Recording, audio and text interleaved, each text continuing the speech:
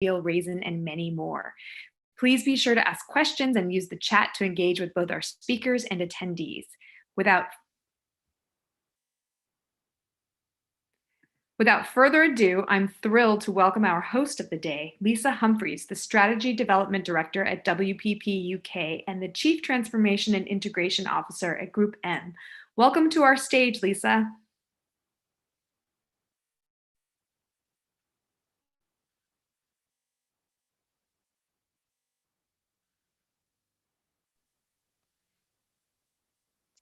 Hi, Lisa. Welcome. Good afternoon, Diana. Thank you so much for the introduction, and thank you to everyone at Brand Innovators for inviting me back. I am delighted to be with you today. So we've got a really packed agenda. As someone who's joining this call from a very wintry London, some fireside chats are definitely in order. So I'm going to hand over now to our first speakers, to David Sandstrom, CMO at Klarna, and to Chandra Mostov.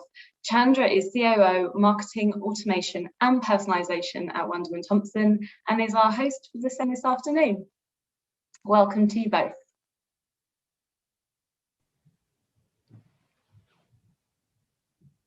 Hi, David. Hey, welcome. How's it going? Thank you. Thank you. Good, thank you. And Chandra's here now. Welcome to you both. I will leave you to your fire. Thank you very much. And hi, David. Hope you're well today. As always. So really excited to be here with you today and dig into sort of the secret sauce of all the amazing success that Klarna has gone through, from being a small Swedish startup to now being a unicorn and a evaluation of a gazillion euros with the latest coming out. Could you maybe give us sort of like a little bit of intro first on yourself and what Klarna really does for those who don't sort of like are familiar users of Klarna? There may be a few left that hasn't used Klarna yet. Yeah, but I think there are a couple of ones left that don't know what we do, which is sad because I think what we offer is truly amazing, and I think that's the foundation of the success, obviously. But at the core, Klarna is a tech company that has revolutionized the way that e-commerce works, basically, with payments at its heart. So we've made it easier for brands and merchants to sell, and we've especially made it easier and better and smarter and more mobile optimized for consumers to pay. So at the core, we're a payments company. The popularity around our payment methods and around what Klarna offers has allowed us, almost forced us to expand into a broader product suite. So we have our heart in and our foundation in payments, but from that we've expanded to solve basically as many things as we can along the consumer shopping journey and along the merchant selling journey. So we do everything from inspiration and curation upstream to what we call post-purchase experience after someone has paid. So things as digital receipts or parcel tracking or a really smart return management. So I mean, at the moment, it's fairly hard to describe exactly what we do. We are a tech company that is revolutionizing the way people buy things. So I think that's interesting. And for myself, I mean, I have a background, I have a marketing background. I continue to operate within marketing. I joined Klarna 4.5 years ago with the mission and task to transform us from a pure B2B player that was fairly traditional from a tech and fintech perspective. We were blue, we were mail, we were fairly back-end and tech-driven into something that is actually way more consumer-focused, where we combine B2B and B2C in a new and smart way, where we put brand and marketing at the same position, at least, as the products and services and the customer support that we have. So, and it's interesting when you say sort of you're a payment provider with a lot of extra services. The first thing that pops to mind is a little bit old school, blue, dusty, and so on. And when you see the communication from Klarna, it's everything else but blue and sort of old school finance type of thing. What's the thinking behind that? To me, I think I've given that a lot of thought, obviously, because we were very much a first mover within this space where we started to challenge the what I would call recipe for how to build a fintech. Again, blue, male, bureaucratic, men in suits, to something completely different, much more vibrant, much more in tune with culture and pop culture, much more understanding of a modern consumer and that consumer experience. Um, but I mean, people usually refer to what we've done as something, almost crazy or completely different, or how could you dare do a thing like that, right? But the interesting thing is that if you look at almost all of the research, the industry that we're in, or used to be in, the banking and financial industry, is one of the most distrusted and almost hated industries in the world. Despite that, everyone still looks the same. So to me, it's not really a crazy strategy to look, act, feel, and behave differently from an industry that is distrusted and hated. So although we look fairly extravagant, I think there's a reasoning behind that, because just breaking free from an old industry and old habits is really at the heart of what we try to do, not only within marketing, but that spans across how we engage consumers, the products that we build, the services that we offer to merchants. So yeah, just being different is a strategy, but I don't think it's a crazy strategy if you want to be different from something that's broken.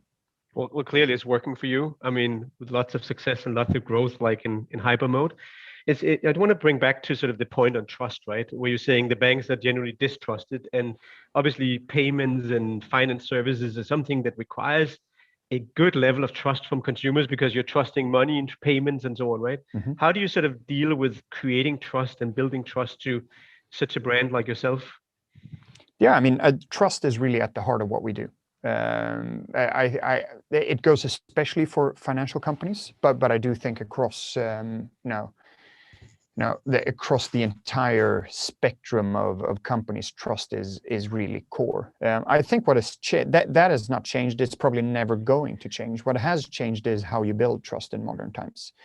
I do think, looking at a lot of our competitors, they do what they call trust campaigns or trust building, initiatives. And once you start doing that, I think you're on the wrong track. I think you need to understand how trust is built in modern times and with, a new generation of online shoppers. And really having products that deliver on the offering, I think, is very important. Understanding the tides of time, understanding, how to become part of everyday conversation, solving real problems and solving real issues for consumers and for merchants, that builds trust. Having these, trust building campaigns where you write these long brand manifestos that you buy a lot of media for, that is probably not the thing that builds trust. Having big marble offices that cost millions a year, as the old banks do, that probably doesn't build trust anymore. So even though we might not have cracked it yet, we're at least exploring a different perspective on how to build trust. And as I've said before, I mean, it is interesting. You at least have to take into account that people trust Kylie Jenner for financial advice more than they trust Deutsche Bank for financial advice. Like that's the absolute foundation that we stand on. And from that, I do think every brand and every marketeer has to do its own calculations for how to build trust in that environment. And actually, sort of bringing up Kylie Jenner and sort of that, I mean, Klarna as a brand feels like it's associated with pop culture and trying to sort of like be fresh in a very non-finance way, right? So Mm-hmm. is sort of like, what's the thinking behind that? Sort of like, yeah, no, what I mean, I don't think we're doing anything completely new. We're just doing something new in our industry. And the thing is, at the core of this is that I truly believe that Klarna has fantastic products and services to offer. They are, from almost every aspect of the game, superior to the old legacy services and products out there. The question is, how do I engage a online savvy, tech heavy audience to listen to that? As you know, as a marketeer, attention is the most scarce resource out there. So like, and with my marketing background, I know that only having a superior product doesn't cut it nowadays. So a lot of my work, a lot of my job as a marketeer is giving our products and services the attention with this young audience that the products and services deserve, basically. And that means understanding the platforms that they're on, understanding what actually creates talk value and attention, and just utilizing those kind of marketing techniques is really important. And then I do think, I wouldn't even call it pop culture. I think what we're doing is build a relevancy into the products and the services and the way we communicate that is very much lost with our competitors. We know that the old banks and old credit card companies have lost relevancy. So us just showing up in a new way, in a relevant way, connecting with people in a new way, I think makes a lot of sense. Yeah, absolutely. I remember I've heard you sometimes say that behavior builds brands or builds attitudes. Can you explain a little bit what the thinking behind that is? That how do you actually build the brand, and how does that relate to attitude and behavior? Mm-hmm. No, so I mean, at the heart of what we do is this mantra of that behavior builds attitude, not the other way around. So what we try to do with a large proportion of our marketing and our communication efforts is really to induce trial. Because we believe that if people try the product, people are going to love the product. And if people love the product, they're going to love the brand. I think it's very hard and often also very costly to build it the other way around. In theory, having people love a brand and therefore try a product, I'm not sure that that is the way things work, right? I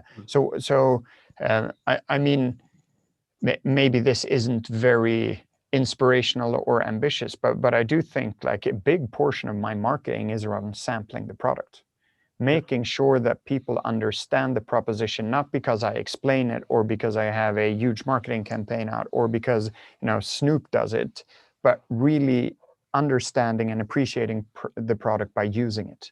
So that is why we continuously strive for interesting ways of having people actually engage with and use the product. Absolutely. So in sort of like optimizing that experience for trial and making sure that people actually forms a positive attitudes after trialing it, right? How do you work with test and optimizations and CX and UX? It must be a big part of sort of like how you're thinking about making that trial successful. Yeah, exactly. I mean, that is like when I talk to more legacy companies, they're very intrigued by this. When I talk to tech companies, they think this is just table stakes. I'm in the camp where I think that it is table stakes. Like we don't do anything without A/B testing or ABC testing. We always portion out our sample testing in so many different ways. I mean, we have thousands of tests running at the same time. Continuously. So I think this is about two things, obviously, that we've built a model and a tech stack that allows us to do that, and that we have a culture where testing and improving is really at the heart of what we do.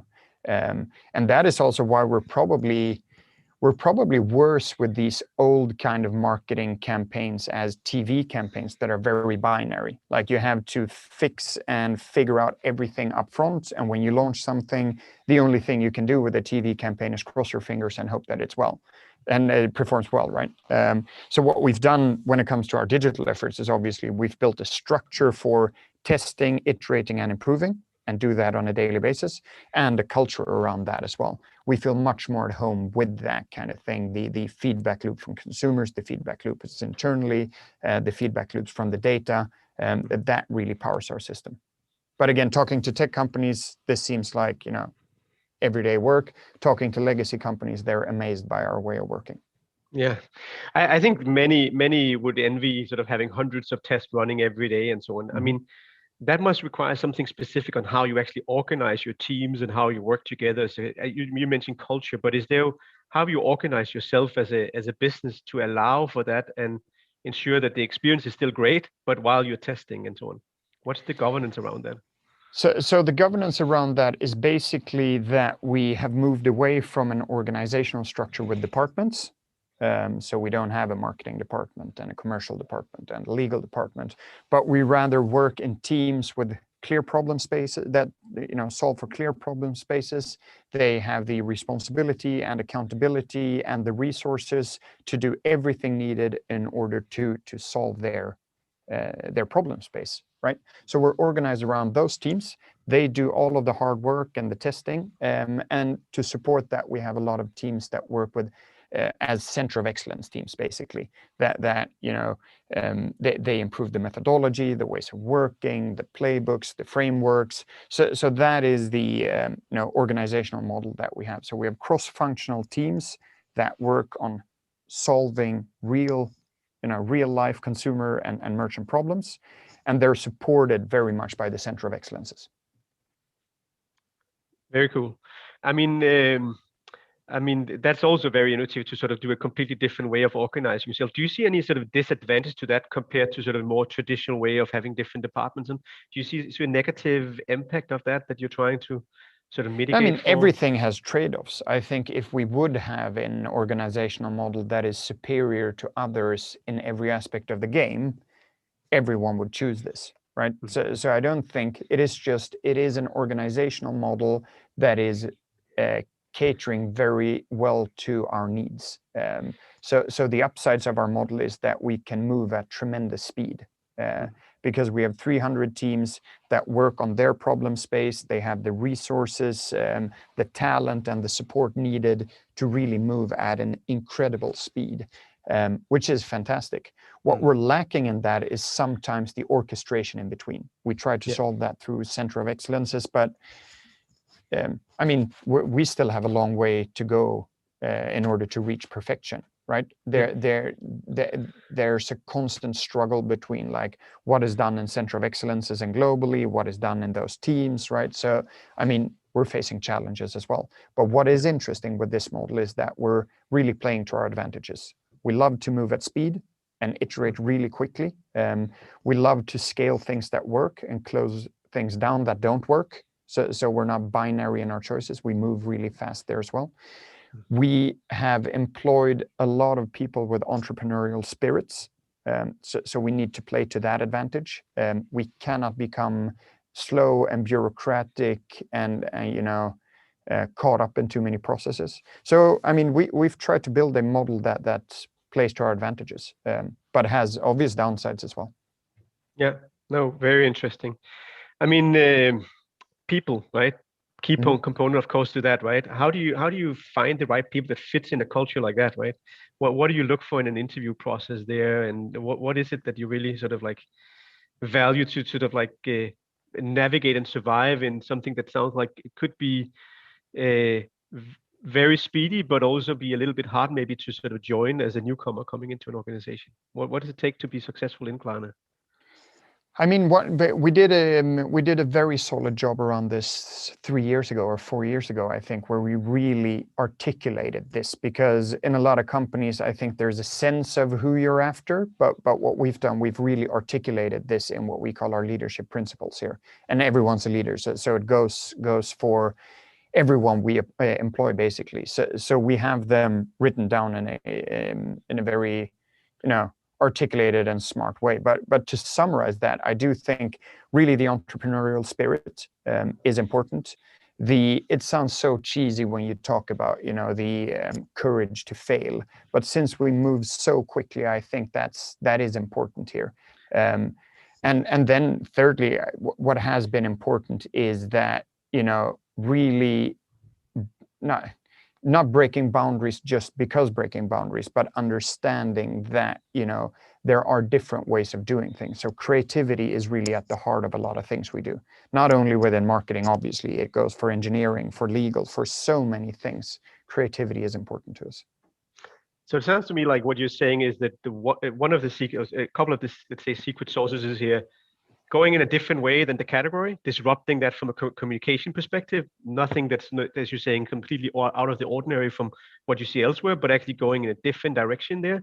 And then organizing for, I would say, speed over perfection, maybe, even though not to say your product is not great, but actually making sure that you get that test and learning as opposed to overthinking it up front and seeing from reality on what is actually driving the value and what is picking up with the consumers. and the merchants? Yeah, exactly. Because I think there's another good saying that I use a lot, especially for the marketing side here at Klarna, and that is, I do think quantity leads to quality. Yeah. I think only focusing on quality can often end up with you getting stuck in endless meetings on strategy and alignment and thinking about things and thinking about insights.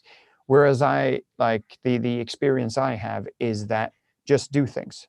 Like just start doing things and start doing not tens of things, but hundreds of things.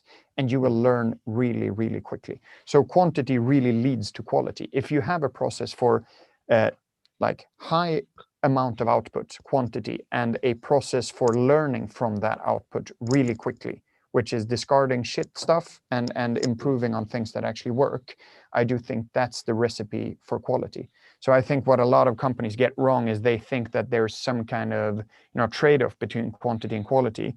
I actually think that the one leads to the other. That's very interesting. I mean, so often we hear like quality over quantity, right? But you're actually seeing it the other way around. Just as we said before, that behavior actually drives the attitude as opposed to the attitude driving the behavior. Taking sort of like flipping it in a different way and seeing it in a different lens. Before we go to Q&A, I'd like to sort of like, I mean, you obviously capture large amounts of data and you just launched the Vibe loyalty program recently. What's your thinking about data in the loyalty program? How do you see that moving in the future, and what role does that play in Klarna's journey to further success and growth? Yeah, I mean, it is obviously extremely important, but to us, it's really important from a different perspective, or at least that's my thinking and my hypothesis. I think 99% of the data out there today is used to do better banner advertising or better retargeting programs, right? I do think that what we're going to see more and more going forward is consumers really owning their data. Consumers, we see that obviously with the Apple update already, and the tracking technologies around that. But I do think the future is going to be companies who use the data to improve on the products or on the experience or on the personalization in a real way, not utilizing data only in order to improve advertising, but actually using the data to serve the consumers back. So I do think the consumers, they trust us with their data, and what we need to do is to use that data to refine it, to improve it, and then serve something back. And that is what we're seeing and what we're doing. So again, this sounds very flat and cheesy, but personalization is obviously extremely important going forward, especially within our space. Yeah, I would, as working with that every day, of course, agree very much with that, and also working with you on it. Okay, and your loyalty program and the app and so on, how do you see that sort of play in, and where do you see that whole space moving going forward? Yeah, I mean, that is obviously an interesting play for us. I do think that companies in general need to find an increasing amount of ways to capture both the attention but also the loyalty of people. There are, in all fairness, if you look at any company from a rational perspective, there are tons of equivalent options out there for the consumer. There are very, very few companies that are truly unique. So what we are setting out to do is really to build an unparalleled value into being a Klarna customer. The Vibe program, our loyalty program, is part of that, but I also do believe the kind of personalized content and the data is a huge part of that. The kind of content we can do together with our brands and merchants when it comes to really exclusive and tailored recommendations towards you, but again, overall really building value into being a consumer, and the bar for that is only going up all the time, right? So the loyalty program is one part of building that value for our consumers. Very interesting. And the app, I mean, there are so many apps out there today, right? I mean, how do you make an app relevant and single purpose apps versus what we are seeing maybe in Asia or in China, where apps sort of like suddenly can service every need you have within a space? How do you make sure that it actually becomes relevant and is something that drives the frequency for actually people using it? Yeah, exactly. And I actually do think we take a lot of inspiration from China, as you mentioned, and the super apps over there. I think that is, to me, it's only a matter of time until we're starting to see that in the Western world as well, because I don't believe in a future where people will have an app for every use case or for every problem they want to solve. People are just not going to have 37 apps for their online shopping. One for inspiration, one for price drops, one for coupons, one for return management, one for, you get the drill, right? They're going to increasingly more look for one app that can solve as many problems as possible. With that said, I still think you need some kind of moat. You need some kind of killer feature for the app, which I actually do believe that we have with our ways of paying and with our financial overview and our financial management tools. With that as a core, we can easily, or not easily, but we can expand into more services around that. But again, I think over a period of 3 to 5 years time, I think we're going to see the end of these one-trick ponies, and we're going to see more and more apps starting to cater to a bigger set of customer needs. Yeah. And where do you actually sort of like, who do you actually compare as your competitors going forward? Where do you think the threats are coming from? Is that like from the big tech companies, or where is it? Or is it the old finance companies, or who is it sort of like? I mean, it's interesting. Where do you look to? It's interesting. Like, there are a lot of companies moving into this space. If we call like online shopping and everyday spending and retail banking this space, it's still fairly undefined. But I mean, Facebook, Instagram are moving into that from a social perspective. I know Instagram and TikTok also, for that extent, are spending tons on the actual checkout product and on the purchase, coming in from the inspiration side. The old banks are obviously coming in from the payment side into this space, trying to add more features to it. If you look at PayPal that acquired Honey, for example, I think that's an interesting space or an interesting example of a big company moving into this space through acquisition. So it would be hard for me to talk about one or two big competitors, but I do think, everyone in the end is going to be some kind of frenemy in this, a partner and a competitor at the same time. But I do think, we're obviously looking at PayPal and the big social platforms to see what's happening within that space. Yeah, great. So before we go to question, and if you have questions, then post them to the chat and we'll get to those in a few minutes. I want to go back to where we started, right? That Klarna started actually as a Swedish company and are now taking over the world, and have launched recently in the US very successfully, and I think is one of the biggest payment providers in Germany and so on. Why is that coming from Sweden, right? Why is there anything there? And there are a lot of other innovative companies coming from Sweden, like Spotify and so on. Is there anything? Do you think there's anything there that's driving that, or is it just pure luck? I'm not sure, actually, to be honest. We obviously have a fantastic startup culture here that has been nurtured for a couple of years, so we have that.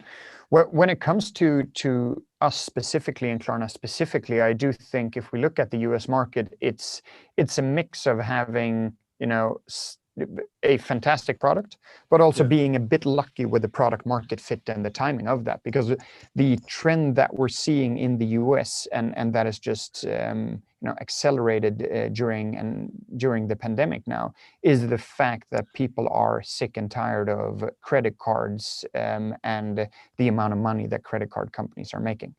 So we're seeing millennials abandoning credit cards en masse and moving into new ways of paying and buying things online. And I'm not sure if it's if it's skills or if it's luck, but that product and our way of thinking here in the Nordics is actually a fantastic replacement to credit cards and old financial models. But as always, I think it's a fair combination of skill and luck. But from a timing perspective, we're very, very well positioned to actually take on the fight with the credit cards. Yeah, typically so hard from European companies to come and make it successfully across in the US, where you clearly, as you say, there may be some timings, but are getting good traction in the US market. Very impressive. So I want to open up for questions here, and the first question I want to take here is that somebody's asking here: has the pandemic forced modification to short, mid, long-term goals, and how you measure success based on changes in consumers' behavior? That is a tough one. We as a company, but also we as an industry, I think we're in a good trajectory already before the pandemic. What the pandemic has I'm not even sure how to phrase this, unfortunately or fortunately done, is to really accelerate behaviors that we were already seeing. Both on the merchant side, the digitalization, many of the merchants weren't really ready for a complete shift from offline to online. So we've played a big part in helping them with that, helping get that on track. And then on the consumer side, the behavior has shifted fairly significantly, obviously, to online shopping. So I don't think it has changed the company's goals and the trajectory we're on. We're still dead set on setting a new standard for how people shop online. What has played to our favor, I say that very humbly, is the fact that the pandemic has induced a digitalization and a new consumer behavior that we didn't really see before. Yeah. Okay. Great. Another question coming in here from the audience is, what is your favorite marketing campaign that you worked on? That I have worked on? Yeah. Wow. I think our first campaign for the US, when we entered as a Swedish company, we didn't really have the budgets to go too big, but it had to be really smart in how we approached the market. And we teamed up with the fantastic drag queen community and the stars of RuPaul's Drag Race in the US. I think that was a fantastic campaign that was, socially driven, visually driven. It became a platform for our consumers and our merchants to really meet in a new way and demo our product. I think that was a fantastic campaign. And then we're launching a new campaign in about 2 weeks, which is obviously, as you know, as marketeers, you're always chasing the next best big thing. So I think that's an absolutely stunning campaign as well. Yeah. And when was it that you launched that in the US? Because I know you recently had a Super Bowl ad, and you were sort of like, when you said you started out, you didn't have money to go big in the US. So something changed in the middle there, right? In between sort of. Yeah, I don't think it's always about the money either. It's about the timing, right? I think when we did the Super Bowl, the timing was really right. I think we were beyond a tipping point where US consumers, I think we just cracked the 10 million mark on US consumers. Our awareness was really at a level where we said, okay, now it's really time to accelerate that awareness. I'm not sure the Super Bowl is a good platform to introduce a completely unknown Swedish brand with a, to Americans, sometimes fairly hard proposition to understand. But I do think when we did the Super Bowl this year, I think the timing was really right. Like we were at that tipping point, and the Super Bowl helped us just to nudge us in the right direction. So it's just every campaign has filled its purpose for us. And although now in hindsight, I would probably have redone every single one of them, I still think we did our best in all of those situations. Yeah, great. Here's a question, another one personally for you. How has your leadership style changed over the past few months? Have you been able to develop more personal relationships with your colleagues and partners? No, unfortunately not, I would say, if I'm being honest. I would say the other way around. And I think that is the cost of expanding globally into new markets. Like everything is growing and expanding at an extreme pace here at Klarna, except for my time. I still only have 24 hours in the day. So unfortunately, I do believe that the personal relationships they haven't strengthened in the last couple of months, rather the other way around. And sort of just a question spinning off of that, sort of with your time being the same as it always been, but your organization growing, and you're saying you have hundreds of teams working. How do you actually make sure you can create an impact and sort of influence the teams when you don't have a traditional org structure to help with that? How do you need to? What is that? How is that influencing your leadership style and that? I mean, I think we've built everything around our operating model to make it work, right? There are still flaws to it, as I said, but like we don't have traditional meetings, we don't do traditional presentations. We have extremely clear cadences for how the teams meet, how the teams update, how the teams work between what we call review sessions, how they keep leadership informed. That is one thing. The other thing is, I mean, we are an organization that strives for having autonomy in those teams. So rather than me being only a leader, I'm very much a supporter as well, making sure that the teams have what it takes, what they need in order to move at lightning speed and with high quality. So I think if I ever get stuck in a position where I'm a bottleneck to these teams, where they're waiting for my time or my approval or my thumbs up, I think I have failed. That's very interesting. What brands do you look up to? What leaders in marketing do you admire? Is another question coming here. I mean, I always have a weak spot for boring or people that can turn boring brands into something phenomenal. So I always mention Dyson, which I think is a fantastic example of, turning a vacuum cleaner into something that excites people. I mean, when I go into the showroom of Dyson, I'm like, is this the Porsche showroom? Is this the Tesla showroom, or is this Dyson, right? And those things always amaze me, right? They truly amaze me. Being able to take a vacuum cleaner and create craving around that. I've never craved a vacuum cleaner, but I still have a Dyson, right? Yeah. That's one thing. From a reinvention perspective, I've always admired Lego. I think they've done a fantastic job in reinventing themselves, their products, in connecting across generations, in actually being, the connector between generations. I think it's fantastic what they've done. Yeah, I would agree. Also, as a Dane, of course, I'm grown up with Lego and another beautiful, let's say, Scandinavian success story.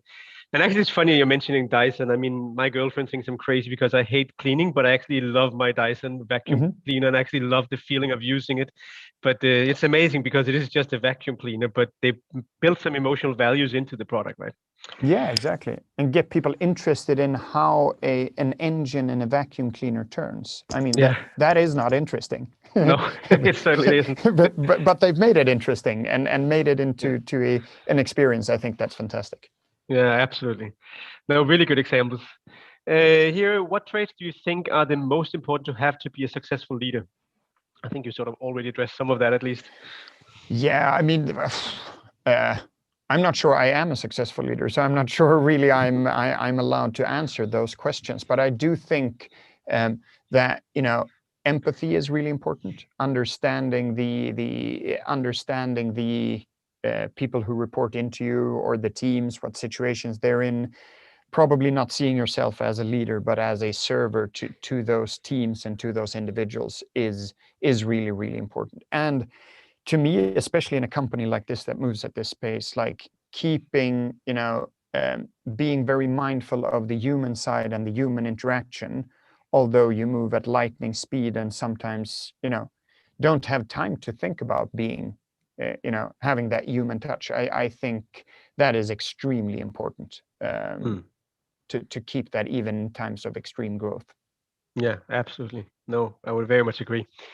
So I think I have time for one more question here. How do you stay relevant to your customers between purchases? For instance, MasterCard, Eurocard, offering insurances, etc. What are you doing there sort of like to, I think, maintain the relationships and stay relevant and top of mind? Yeah, exactly. I think that is actually a really, really good question in my opinion, because I do think that brand building and frequency of use are very tightly linked. This has always intrigued me with cars, for example, and I understand why they sell merch. Obviously, to get the price point down, because a keyring isn't as expensive as a car, but there's also something with that frequency of use. So that is something we're looking into. One thing is the Klarna card. The Klarna card is actually something that can be used very frequently versus an online payment. That's one thing, but also looking into other kind of verticals. So public transport, for example, is something that you pay or use 2, 3, 4 times a day. If we can team up with that, I do think that is an extreme brand builder for us, rather than only working with, although it's fairly high frequency, but still, I mean, I have an ambition of making Klarna part of people's everyday life. And being that means that we need to get frequency up. So I think it's a really good question. So key to that is product development and other verticals. Thank you, David. Thank you for spending time with me and the audience today. It was really interesting to hear more about the secret sauce behind Klarna's amazing success. And by that, I'll hand it back to Lisa. Thank you. Thank you so much, David and Chandra. I think that was a whistle-stop tour through what is obviously an incredibly fascinating business, and I love the fact we covered everything from, it's fairly hard to describe what we actually do, which was at the start of the session. I just love that you can feel the pace in the business from that one end through to kind of solving problems builds trust. You know, that builds attitude, not the other way around. And I absolutely love that. I think that's a great sentiment to take forward today. And also we had a mention for RuPaul's Drag, so I mean, it doesn't get much broader topics to cover than those. So thank you both for the session today. Really, really interesting start. Thank you. Thank you. And with that, I'm Thank you. going to hand over to our next session and welcome our next speakers to the stage. We have Marion Saltzman joining us. Marion is the SVP Communications at Philip Morris International. And I'm also delighted to welcome to the stage someone I know very well, Jason. Jason is the Global New Business Director at WPP and joins us now. Jason, I will hand over Thanks, to you. Lisa. Nice to see you. Hi, Marion. Hopefully you're there. Good, you too.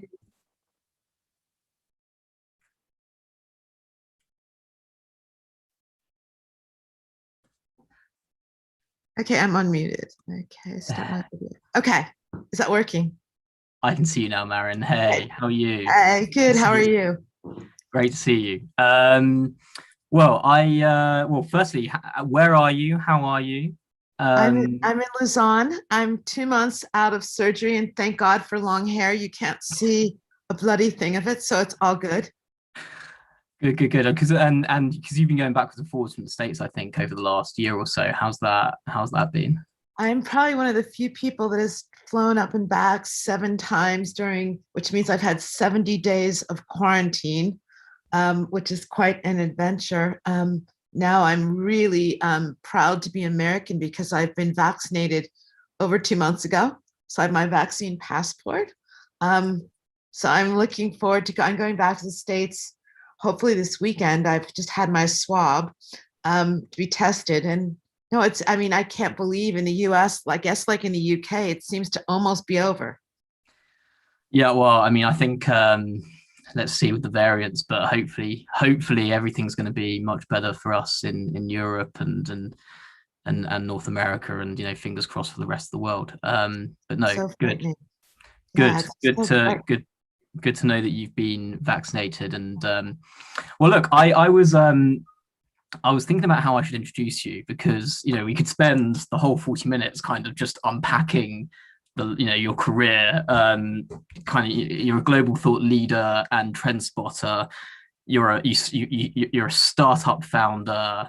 You had a career in agencies, and I guess you thought you were destined to finish in agencies, ranging from TBWA to JWT and Y&R, as they were in the WPP family, to going on to leading, significant leadership positions at Havas. And then you dropped into Philip Morris. Then on top of that, you're a serial cancer survivor.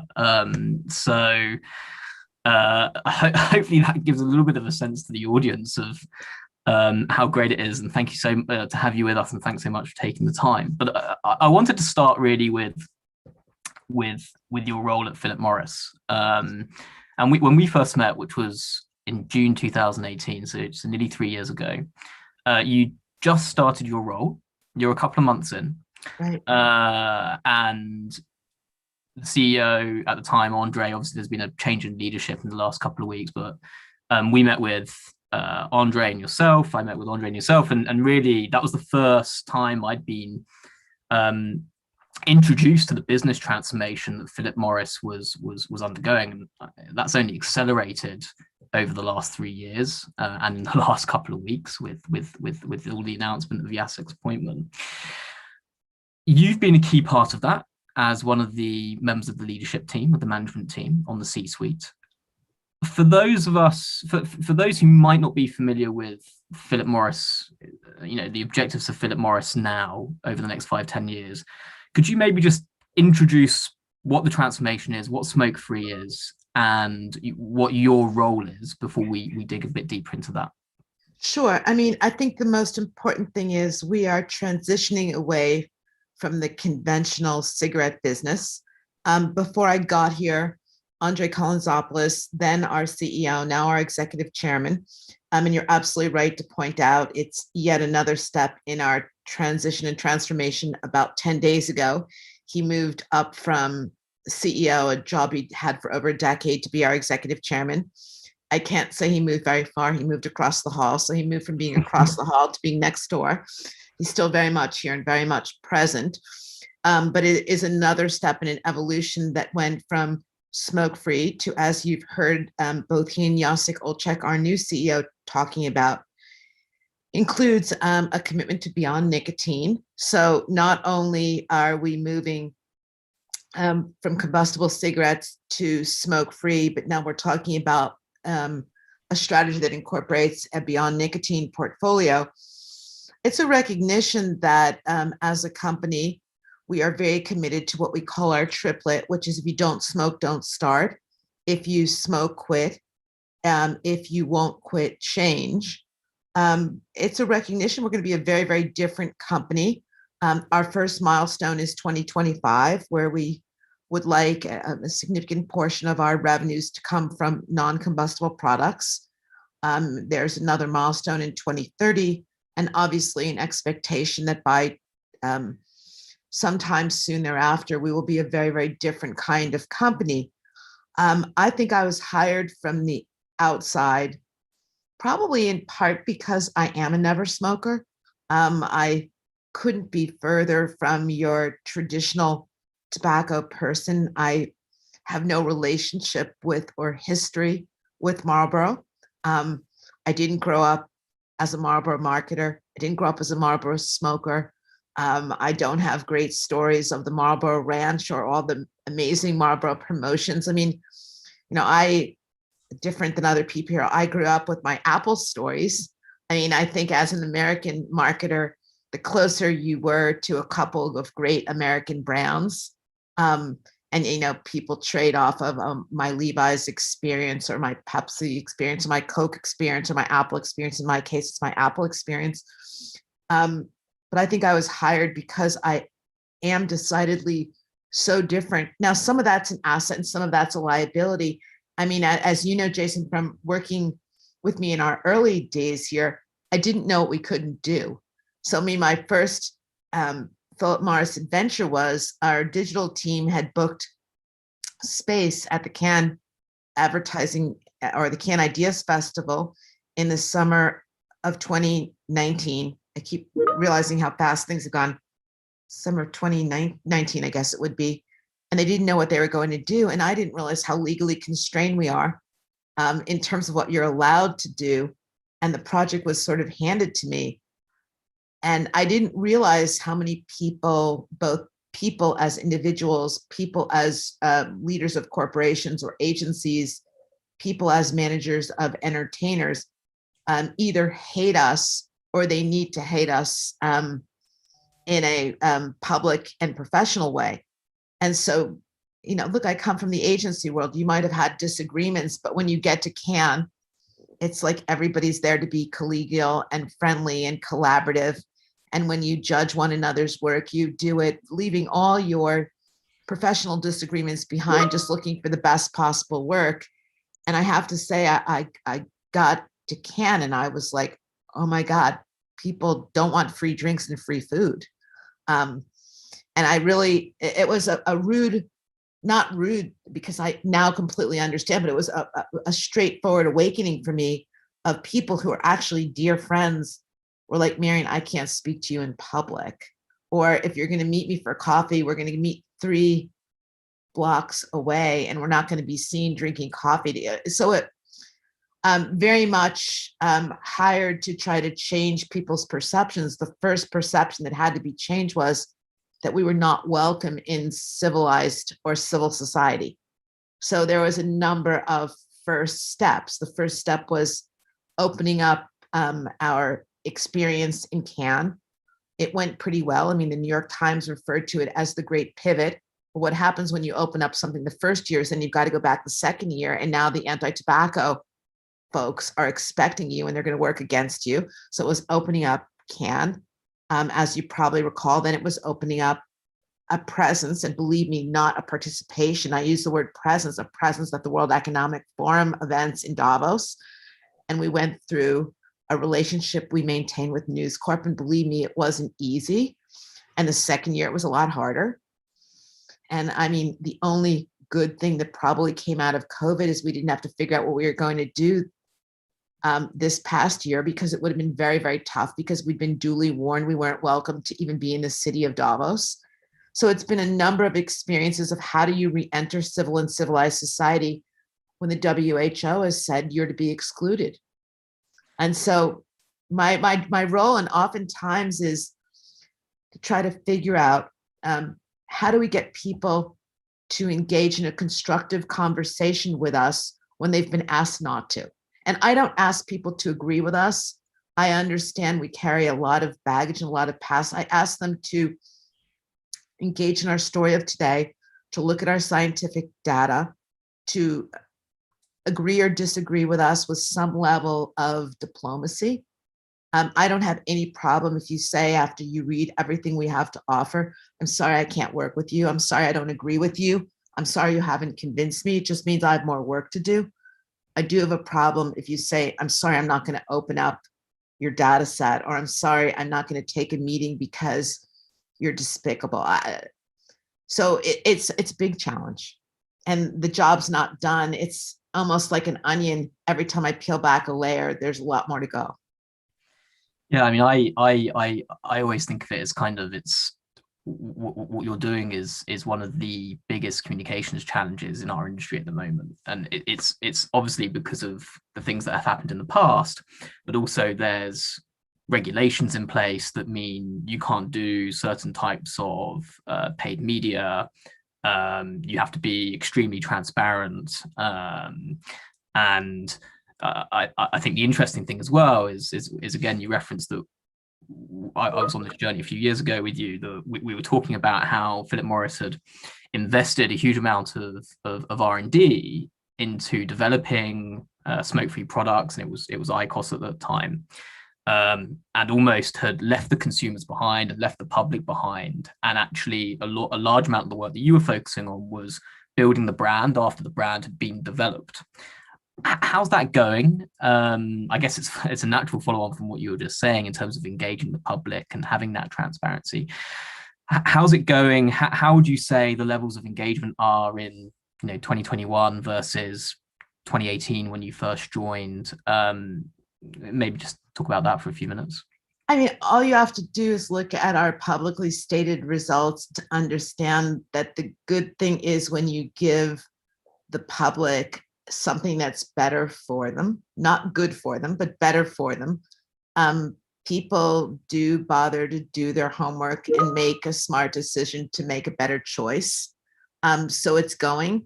I think if there weren't so many constraints on how we could communicate with people, it would be going even better. But I think that the good news is that the more opportunities we have to introduce legal age smokers to alternatives, the more likely they are to experience the alternative. Once they experience the alternative, the more likely they are to begin a journey towards conversion. Once they convert, I believe many of them become advocates. Not only do they convert themselves, but I think it's easy to bring along a spouse or a partner or a dear friend or a family member. I think there's a lot of reasons. First of all, I think it's how they feel themselves. I think it's the odor. I think it's a number of things in their own household. So look, all these things play, but it's a journey. It's a marathon. It's not a sprint. It's not a walk in the park. It's not something that happens in a day or a week. And I think the wonderful thing about Philip Morris, and it's not something I ever learned in the agency world, it's not something that happens in a day or a week or a month or a quarter. This is a slow and a steady flow towards something that's a positive change. And I think it's only a company of this size and scale and magnitude with this level of support and supporters and retail relationships and people that are rooting for us that these things happen. If you look at the amount of time we've put into developing the data sets that go in front of institutions like the Food and Drug Administration. That's the kind of thing that has to happen in order to create the kind of momentum you get with those authorizations. Yeah, and it's interesting actually. You talk about. I was thinking about how there's no clear sense of when the mission will be accomplished, but there's a commitment to accomplish the mission of phasing out cigarettes and phasing out the legacy products. How do people on your team, I guess from an agent, if you think about an agency, you come from the agency side, and there tends to be quite specific projects and programs and scopes of work, and you can almost go through the tick box exercise of, well, we've done that, great. How do you hire the right people into your teams that are committing to that long-term vision? How do you keep them motivated when it is such a long-term process? It's actually why we're probably the worst client an agency can have, because there's such a long learning curve. So I think, look, coming from the agency world, and I mean what I'm about to say is just, it's going to sound disparaging, but oftentimes as an agency person, I'd be shown a new consumer product and I could learn that product in an evening and a half. And let's say it was a new food product. I'd go home, I'd try it, I'd taste it. I'd think of 1,000 great ideas. I could write a plan. I could massage the plan the next day. I could sit down with the great people on my team and we'd think of even more new ideas, and we'd be ready to show it to the client the following Monday. With our product and our regulatory environment and all of that, I'm not even sure after 3 years and a few months, I even can come up with an idea. I need to go and see my lead scientific communicator. I need to go and see the guy in regulatory comms. I need to go speak to the media relations guy. Then I need to call somebody in Mexico. I need to call somebody in Belgium.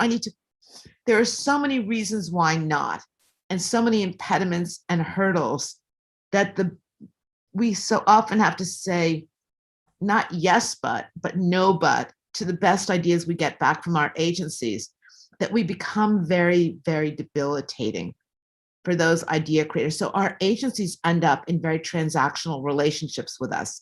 So can you produce X, where we've scripted it for them, in a way they become desktop artists, or they become copywriters implementing off of a very strict script, where then a lawyer is going to end up going through it. And so in that way, it becomes tough. Now, are we a good place to work? We're a phenomenal place to work if you're somebody who wants to work at a place for a relatively long period of time. I mean, many really good communicators move around every couple of years. We're probably not the best employer for that, because the learning curve is so long. I mean, I'd say after 2 years here, running really at high speed, you've kind of really learned your job. You know who's to call, you know which lawyer is going to get you out of which thing. And at that point, in many cases, you'd be looking around, especially I'd say, a millennial, because that's just the mindset, and that's perfectly great. But your benefits to you. So, I mean, we have a pretty stable team internally. COVID's kind of screwed up everything, though, because one of the benefits of working here had been really high travel and pretty exciting travel. And as you know, I mean, 2 of the centers of the universe for our IQOS product had been Japan, had been Korea. So there'd been a lot of interesting, let's say you were based in Lausanne, there'd been interesting Asian travel. There'd been lots of opportunity to be in interesting markets. Well, nobody's gone anywhere, basically since March of 2020. So I think some of the things that were beneficial are gone. I mean, I think people are excited. Sorry, my computer seems to be blowing up with instant messages. Had been really exciting are gone. And I think that what we need to hope is that the virtual environment's giving people enough brain food and soul food, and some of that's going to be back. I mean, Philip Morris has made up for a lot of the unpleasantness that people experience in the external world by being a great employer. We always win those top employer awards, but it's something I think we take a lot of pride in. There's an esprit de corps and a team spirit. Look, you have it in agency, but not in the same way. Because in an agency, you always have that schizophrenia of I'm partially team agency and partially team client. Here, you're all in of being a team. Yeah. And you spoke about kind of the global nature of your role. Obviously, I mean, Philip Morris is in it's in 180 markets. There's over 70,000 people.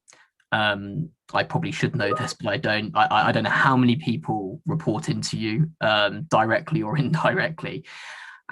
How have you? What's been your? Have you had to change your leadership style over the last 12 to 15 months? How have you managed your teams? We just heard. I don't know how much of the Klarna, of the CMO of Klarna you just heard, but it's very unstructured. It's very kind of, and for obvious reasons that you've touched upon, Philip Morris cannot be that unstructured because there are checks and balances and legal requirements that really need to be adhered to protect consumers and the business, and the public, frankly. Could you talk about what's changed in managing your teams? What do you think you're going to retain? What aren't you going to retain? It'd be really interesting to hear about that. So I have one thing that's completely changed me. So I got here and I used to really get a lot of adrenaline on crisis, and even managing the crisis practice. I would actually, when a crisis would come in, I would get charged with crisis. Well, at Philip Morris, there's a crisis at least twice a day. And two of my favorite team members, and neither one of them are actually direct reports, but I've become immensely close to both of them. When I see their names on my phone, I always pick up and I'm like, I literally say like, what now? And I start to giggle. And instead of becoming really tense, I somehow, no matter what it is, manage to find humor in it. And it's utterly ridiculous. But because there are so many crises, I now have this like flashing light thing of yellow, or green. Oh, it's not even really a crisis. Yellow, it's sort of a crisis. And red, oh my God, you mean I have to go and tell Andre or Jacek this one? And so I really, with crisis, I've managed to learn a whole new definition of what is a crisis. And it's really, it's made me, I think if my husband were to call me and tell me the house burned down, I would say, oh, that's only flashing yellow. We have really good insurance. So I have a whole new way of dealing with crisis. I mean, as we were talking about, I just had my third brain tumor. And I think because of what I do at Philip Morris, I was like, oh, that's not a crisis, that's a scheduling problem. And it's like, I have this whole way of dealing with crises now that I'm like a flatliner. Like, it's like, oh, that's just a scheduling problem, or, oh, I'll have to pack a suitcase. I'll put that on the to-do list. So that's one thing that's changed. Another thing is I'm really, really conscious because of COVID and because of the way we work and because of so many people that have been separated from their families for extended periods of time, of how much more we need to do to support one another. And in an agency environment, I don't know that any of us were that sensitive to it. I know that I probably could have been better at it, but I guess I always in the back of my head thought Friday is only a certain amount of time away. And there was always a sense of we're just going to get people to Friday and then they'll get back to us on Monday and they'll do their own rebooting. And I think I'm much, much more conscious of every day we've got to give them a reboot so that they get back to us tomorrow a little bit more feeling better about things. And we do a lot of talking here about mental health, about agility, and we pay much more attention to how people are feeling. Some of it's European. And even though I ran a global operation, I ran it through an American lens. And it was funny, I was talking to Jacek a little while ago, and we just had a presentation at our senior management meeting. And I realized in the US, we never talked about burnout. And I don't know, maybe it's because we're Swiss-based, even though we're an American company, but there's just much more attention paid on ensuring people don't burn out, stepping in to surround them. I just asked someone from my town hall next week to go and speak to the 10 people on the team who are probably feeling the most amount of distress, to have them share with me 10 things I could be doing better. And for me to go to the town hall saying, here's 10 suggestions you've given me on things the team that I could be doing better for you. I don't think I would have done that in the US running an agency. I would have been doing rah versus self-correct. So I think it's a different approach to team building. It's much more, maybe it's a little bit more nurturing. But remember, the outside world doesn't like us. So we need to like one another much more. Yeah, I think burnout and mental well-being it's been a focus at WPP over the last, increasingly so. And our CEO Mark Reed's been really on the front foot about ensuring that the ways that people can get in touch and making sure that the frameworks are there so that people, if we're making it as easy as possible for people to reach out if they need that. And I think there's been a huge amount of focus on that. But obviously we're a kind of European headquartered global business, but European headquartered business as well. So it'd be interesting to get some perspective from US colleagues on that. We've got about 15 minutes left, I think. So I just want to call out to the audience that there is a question Q&A function, so please post your questions and I'll start taking a look at them in 5 or so minutes. There's 2 other topics I quickly like to touch upon. One is, now that you are on the client side, and you've kind of spoken around this, but I'll ask the question directly. One around client side versus agency side and your change experience, and the second one is your uncanny knack for trend spotting, which we have to talk about because it's spookily uncanny how accurate you are. So I'll start with the client side. The shift from agency side to client side. What would you say to people who are listening today, who are maybe on the agency side? What are the 1 or 2 pieces of advice that, looking back, you would give yourself now and that we can maybe action from our side? And then the second half of that question is, now that you're on the client side, what question, and taking your agency experience, what advice can you give clients to better manage agencies in order to deliver that creative leadership? So both sides of the coin. So look, I think as an agency person, I didn't realize how selfish in a way a client is. The client really doesn't care about what's happening in the big world. They only care about it in the filter of what does it mean to their world. So a lot of times agencies will bring us lots of experiences that relate to, here's what's happening at Unilever, here's what's happening at Nestle, here's what's happening at Danone, here's what's happening at Microsoft. But deep down, what I really care about is that information only as it relates to how is it relevant to PMI. And I don't know that my agency partners or my agency friends actually understand that I don't have time to process this broader information they're giving me.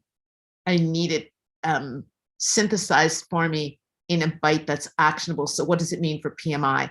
Which means they've got to do their homework to understand the PMI filter. And so I think a lot of times I'll be given information, even like people will give me a lot of information about here's what's happening with the Biden administration, or here's something that Boris Johnson is doing, and they don't actually understand what are the implications for PMI. So lots of useful stuff that I would enjoy if we were having a Saturday night dinner party, but it's not helping me because I've got to walk next door to one of the 2 bosses, and I've just gotten my head filled with stuff that's interesting, but I don't know how to use it.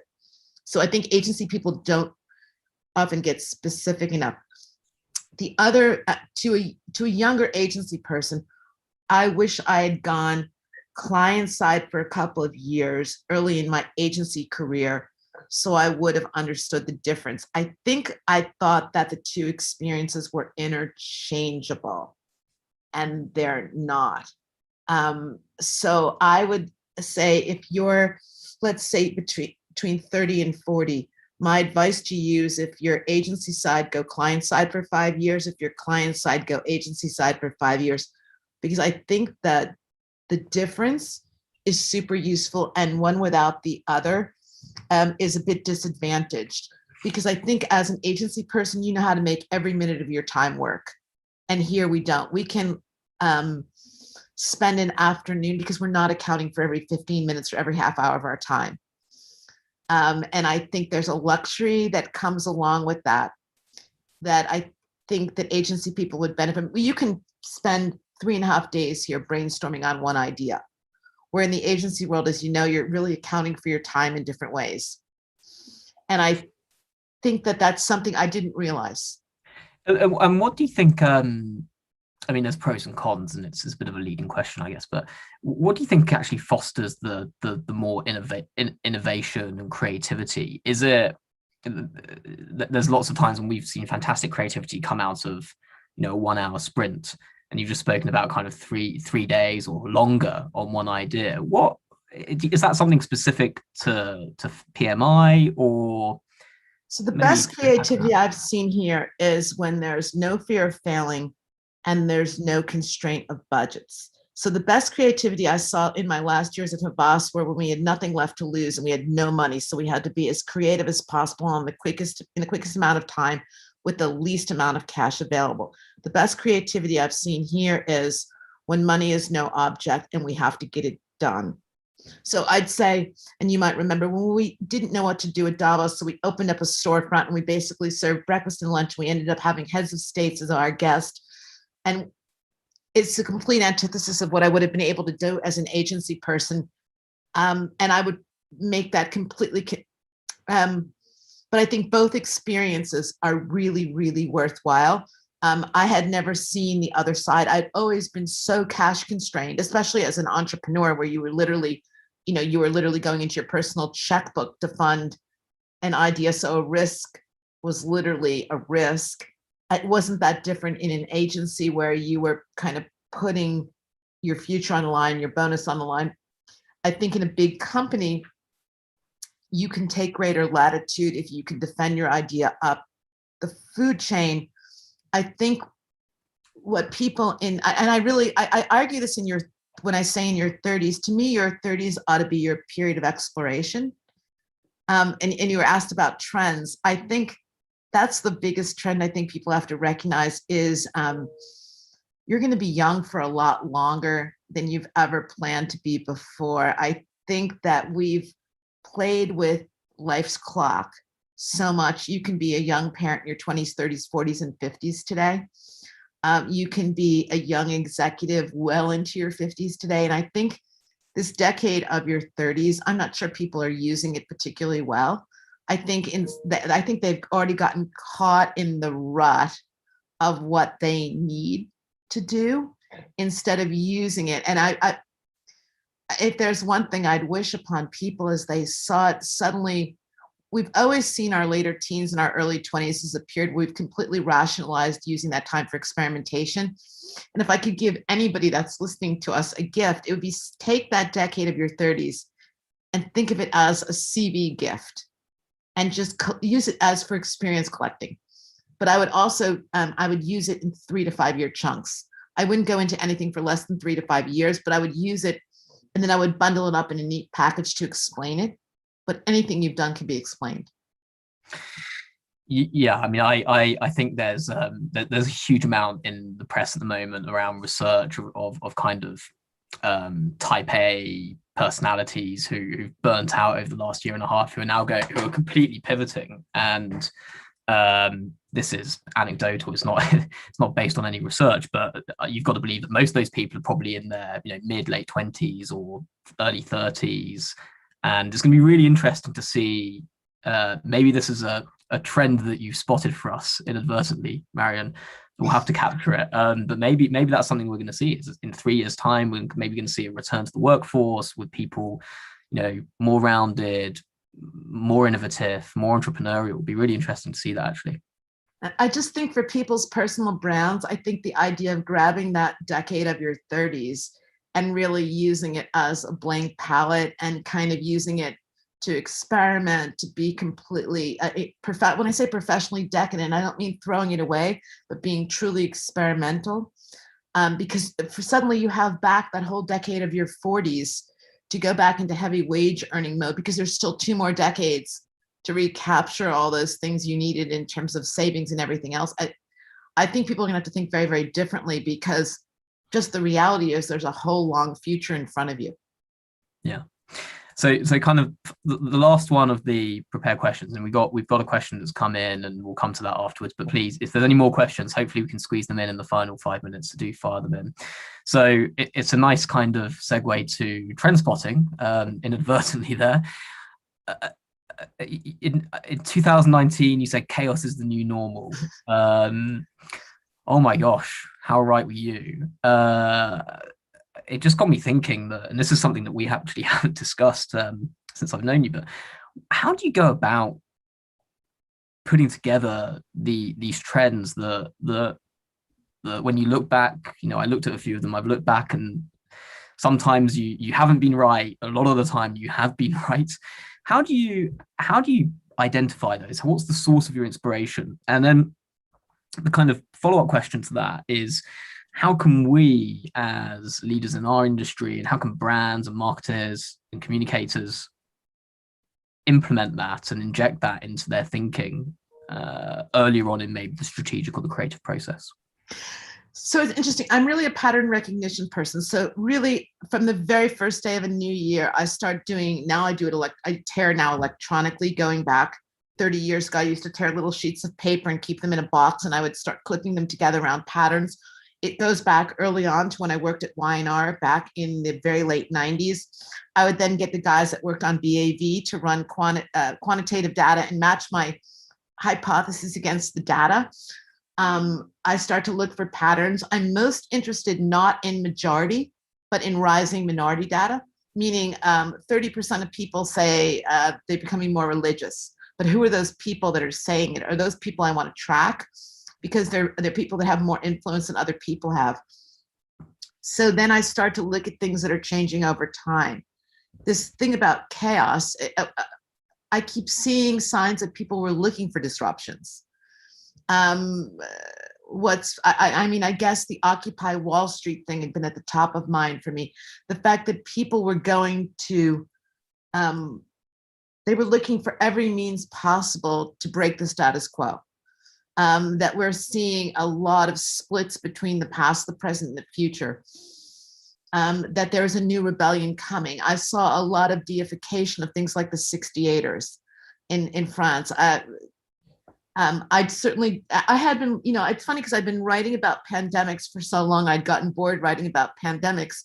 So I actually didn't link the chaos to what I'd gone back to I'd certainly written also about the fact we tortured Mother Nature, but I didn't link chaos in a big way to climate change. I am actually doing a book in my spare time that's going to look at 2038. And I think 2038 is going to be the equivalent of Y2K, whether or not the computers really fail us because software code is not going to be very thorough, then I don't know. But I'm looking at all of this. And I think that everybody's become really a trend spotter. That's the problem. I mean, you have so many great publications out there that almost every day are feeding us trends. I mean, look at Business Insider. I mean, you can find just so much great trended material. The problem is you have to read it to collect trends. And I always say to people, it's like, some people read Vanity Fair to collect celebrity advice. I read Vanity Fair to collect trend advice. I mean, so look, some people are probably following the Gates divorce as a sort of celebrity gossip thing. To me, the Gates divorce is really very symbolic of what the future philanthropy is going to be. I'm starting to believe the future philanthropy is going to be female because you have Bezos and now you have Melinda Gates coming out of this. And so all of a sudden, are we going to bank philanthropy on women? So it's like, as a trends person, you have you read the same story everyone else reads, but you have a different take on it. So my digital clippings are already focused now on, I'm looking at Mackenzie Scott, I'm looking at, and also the other thing that's really interesting, I don't know if you noticed, but as a trends person, I noticed Melinda Gates was called Melinda Gates for 20 years. And all of a sudden now all the things are calling her Melinda French Gates. And it's like, as a trends person, I started tracking that about a week ago. Yeah, I mean, well, wouldn't be a bad thing to have as a father to two daughters, and in a household full of women. I'm fully supportive of making sure we have a little bit more diversity when it comes to philanthropy.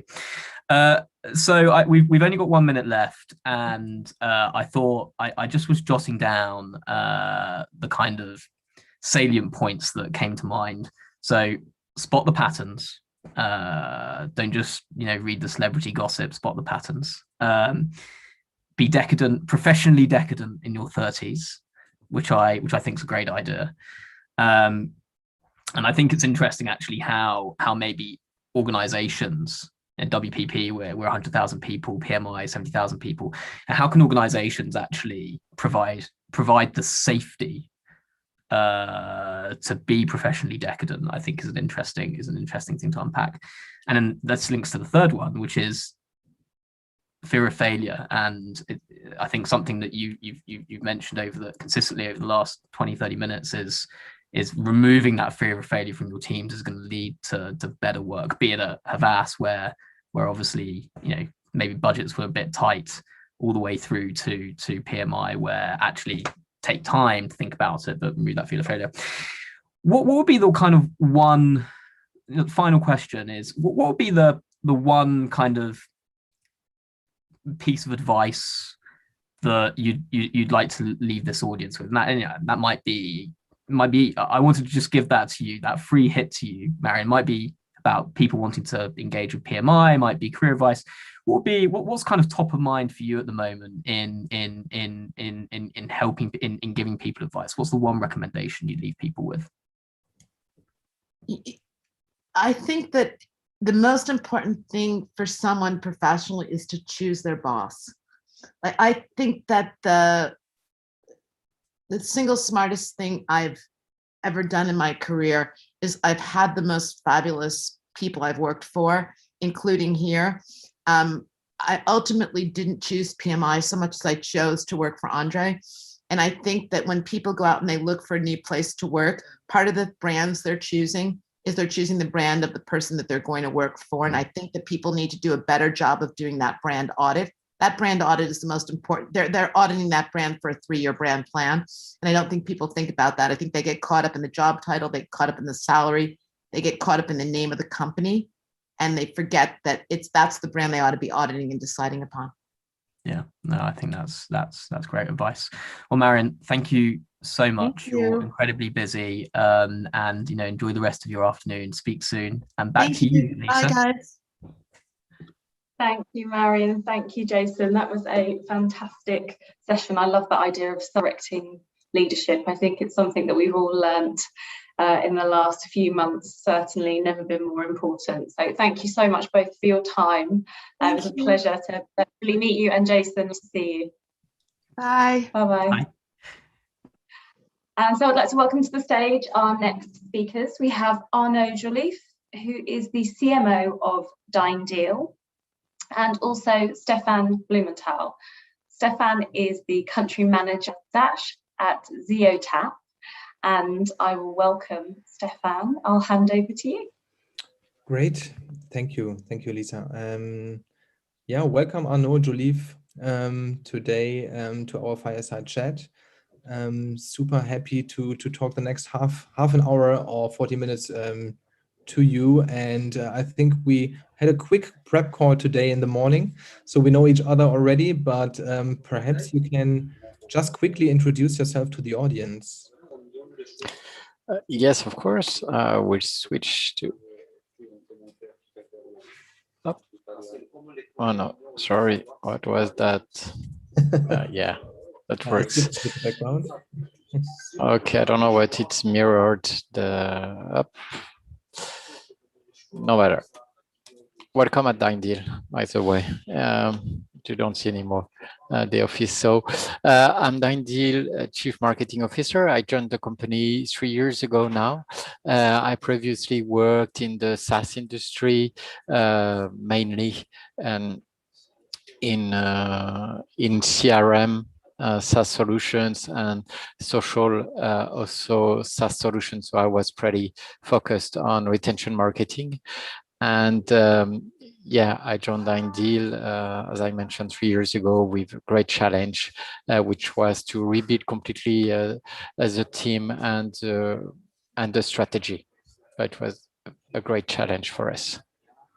Thank you. Perhaps I introduce myself just very quickly. My name is Stefan, country manager for Germany, Switzerland, Austria at Zeotap. Zeotap is a customer intelligence platform, so also a software as a service solution.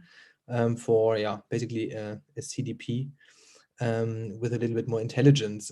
But let's talk about you, Arnaud. That's very interesting that you basically moved from SaaS sales into a CMO role in an e-commerce platform.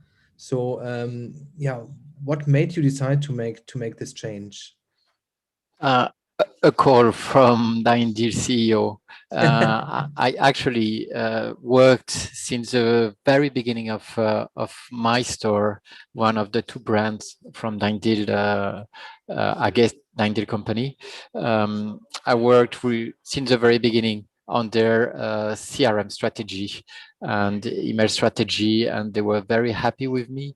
And after 10 years long, Alan was appointed as CEO of Daindir Group, and he couldn't find a CMO that would match his expectations.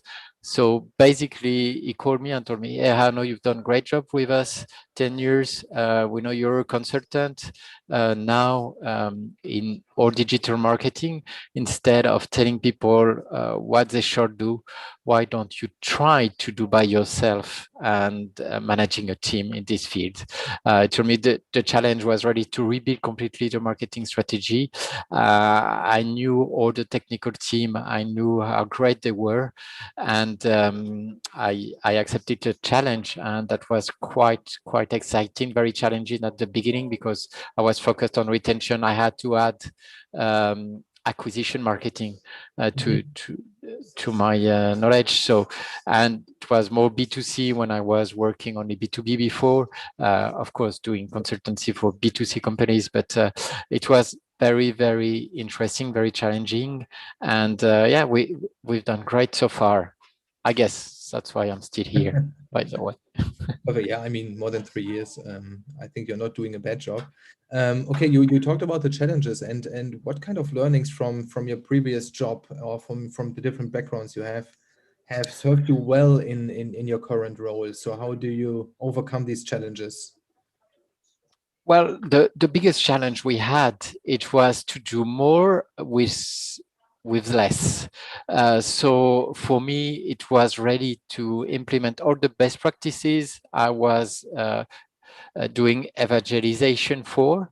That's marketing automation, wherever it's possible.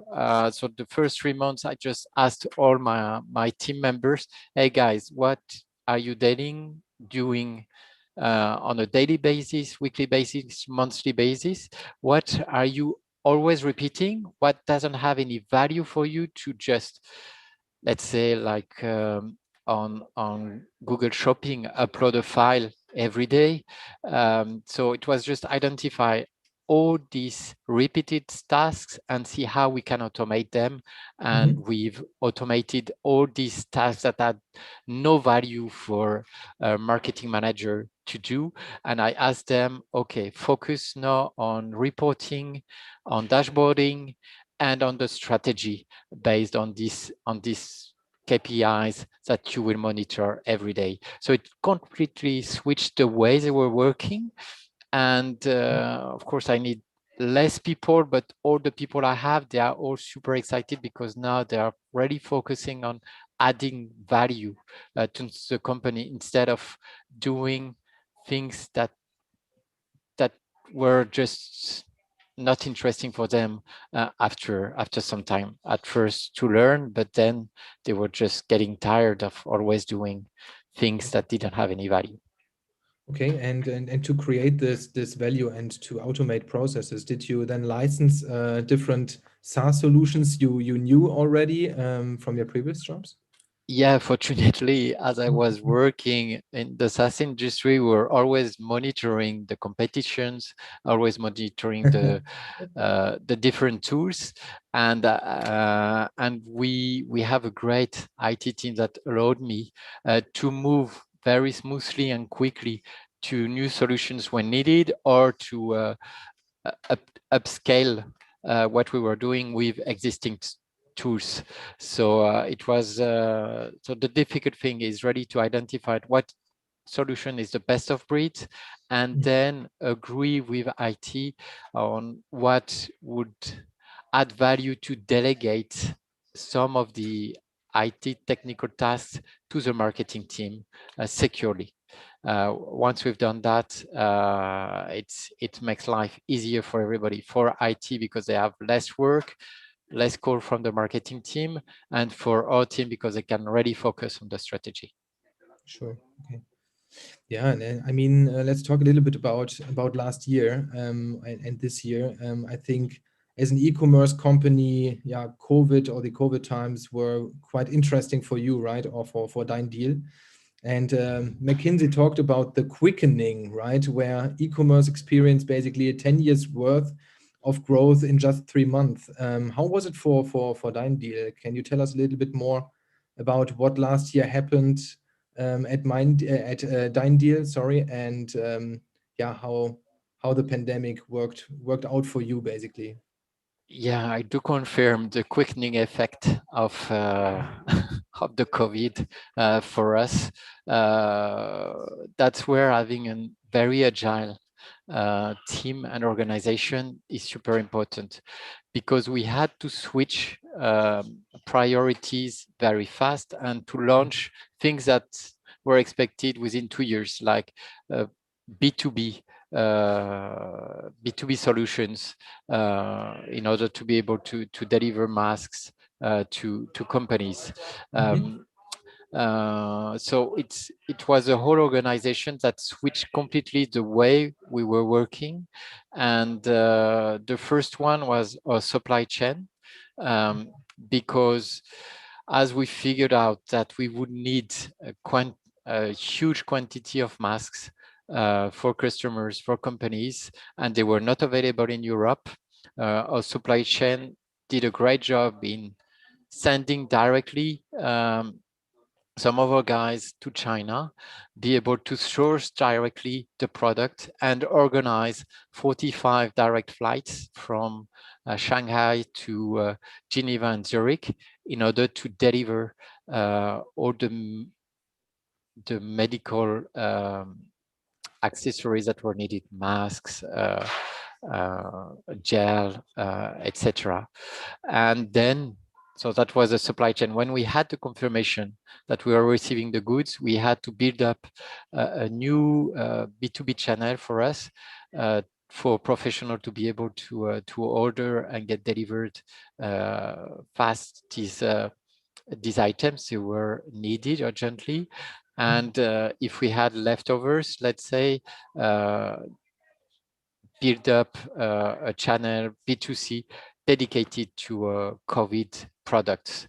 Around that, we had to build up a marketing strategy more around PR and communication, because as you know, it's not allowed to do any advertisement, paid ads around medical products or any COVID related products. So you are referring especially to your masks for everyone campaign, right? Yeah, which was exactly. Yeah, an incredible initiative. And yeah, yeah, you already described some challenges here with logistics, but how did you came up with this idea? And was it your idea, or can you tell us a little bit more about this campaign? No, it was basically the idea of two persons, Mr. Abdallah Shatila, who is owner of big companies in the construction sector here in Geneva and in Switzerland, and my CEO. So it's both, they had a dinner and they discussed and they say, hey, how will we operate if we're not able to have the protective equipment for our team, so for us, for our warehouse, to be able to deliver securely goods to our clients. And he had the same challenge with his in the construction for his teams. He has more than 5,000 employees, and he couldn't find neither masks with the Confederation, and that's where they joined. So let's say Abdallah had the finance to be able to buy the masks, and we had all the logistic knowledge and the e-commerce platform to be able to distribute those equipments. Mm-hmm. And that's how it came up. They just called me one morning and said, hey, we had a talk the day after. They just told me, we had a talk yesterday, we have this idea. We know that within 2 weeks, we can have the first cargo flight landing in Geneva. Can you be ready? So, Okay, great. and that was very challenging, just in 2 weeks to build up new channel and be able to communicate around this initiative. Yeah, I can believe that. By the way, all this initiative, it was a non-profit initiative, so we didn't make any profit out of the selling of protective materials. That's great. That's great. And what do you think as a leader and yeah, a CMO? How important are such social responsibility campaigns, yeah, for brands in a post-pandemic world? Well, I think it's something that will be more and more important, the social responsibility of companies. And so it's a topic we've been working on for several years. So we were already ready for it. The thing, what we see, especially with the new generation and with all the questions that came around this sanitary situation, is that how can we do things differently and better in order to not have a negative impact on the society? And for us, this means that we have 4 business lines, but in the food delivery service, we want all our couriers to have a working contract with the same working conditions and protections that any other employee. When we talk about our supply chain and our the delivery of packages, we try to reduce thanks to the automation of some of the processes, the use of cupboard, the size of the parcels, in order to, and we have reduced by this way by between 30 and 50% the number of trucks for the deliveries. And things like that, we try always to mitigate on negative impact in our commerce, in our retail functions. Okay, great. So sustainability is also a big topic for you. Yeah, because you can't lie to people with social media everywhere, where you have to be the most transparent possible with everybody, because anyways they will find the loopholes and anything that you say that is not trustworthy, it will appear at some point on social media. So we try to be as transparent as possible. If we have negative reviews, we will take them into account in order to improve the way we work, and we will try to understand what went wrong, but we will do it transparently, directly on the social media with our clients. Interesting. So you are actively basically answering to these reviews and acting based on them, right? Yeah, and I ask my customer care, although it's not within the marketing team, but I always ask them, please try to be as transparent and to answer directly to the complaint, not with a generic answer, but try to personalize it based on the user past experience. That's great. That's I guess very important, and I think customers expect that, right? That you also interact with them, and that you are basically a trusted brand, right? Exactly, because anyway they will see if you have 5 times the same answer in the reviews, in the negative reviews, they will just think that it's a bot that is answering and not actually one of our employees in Switzerland. Yeah, that's true.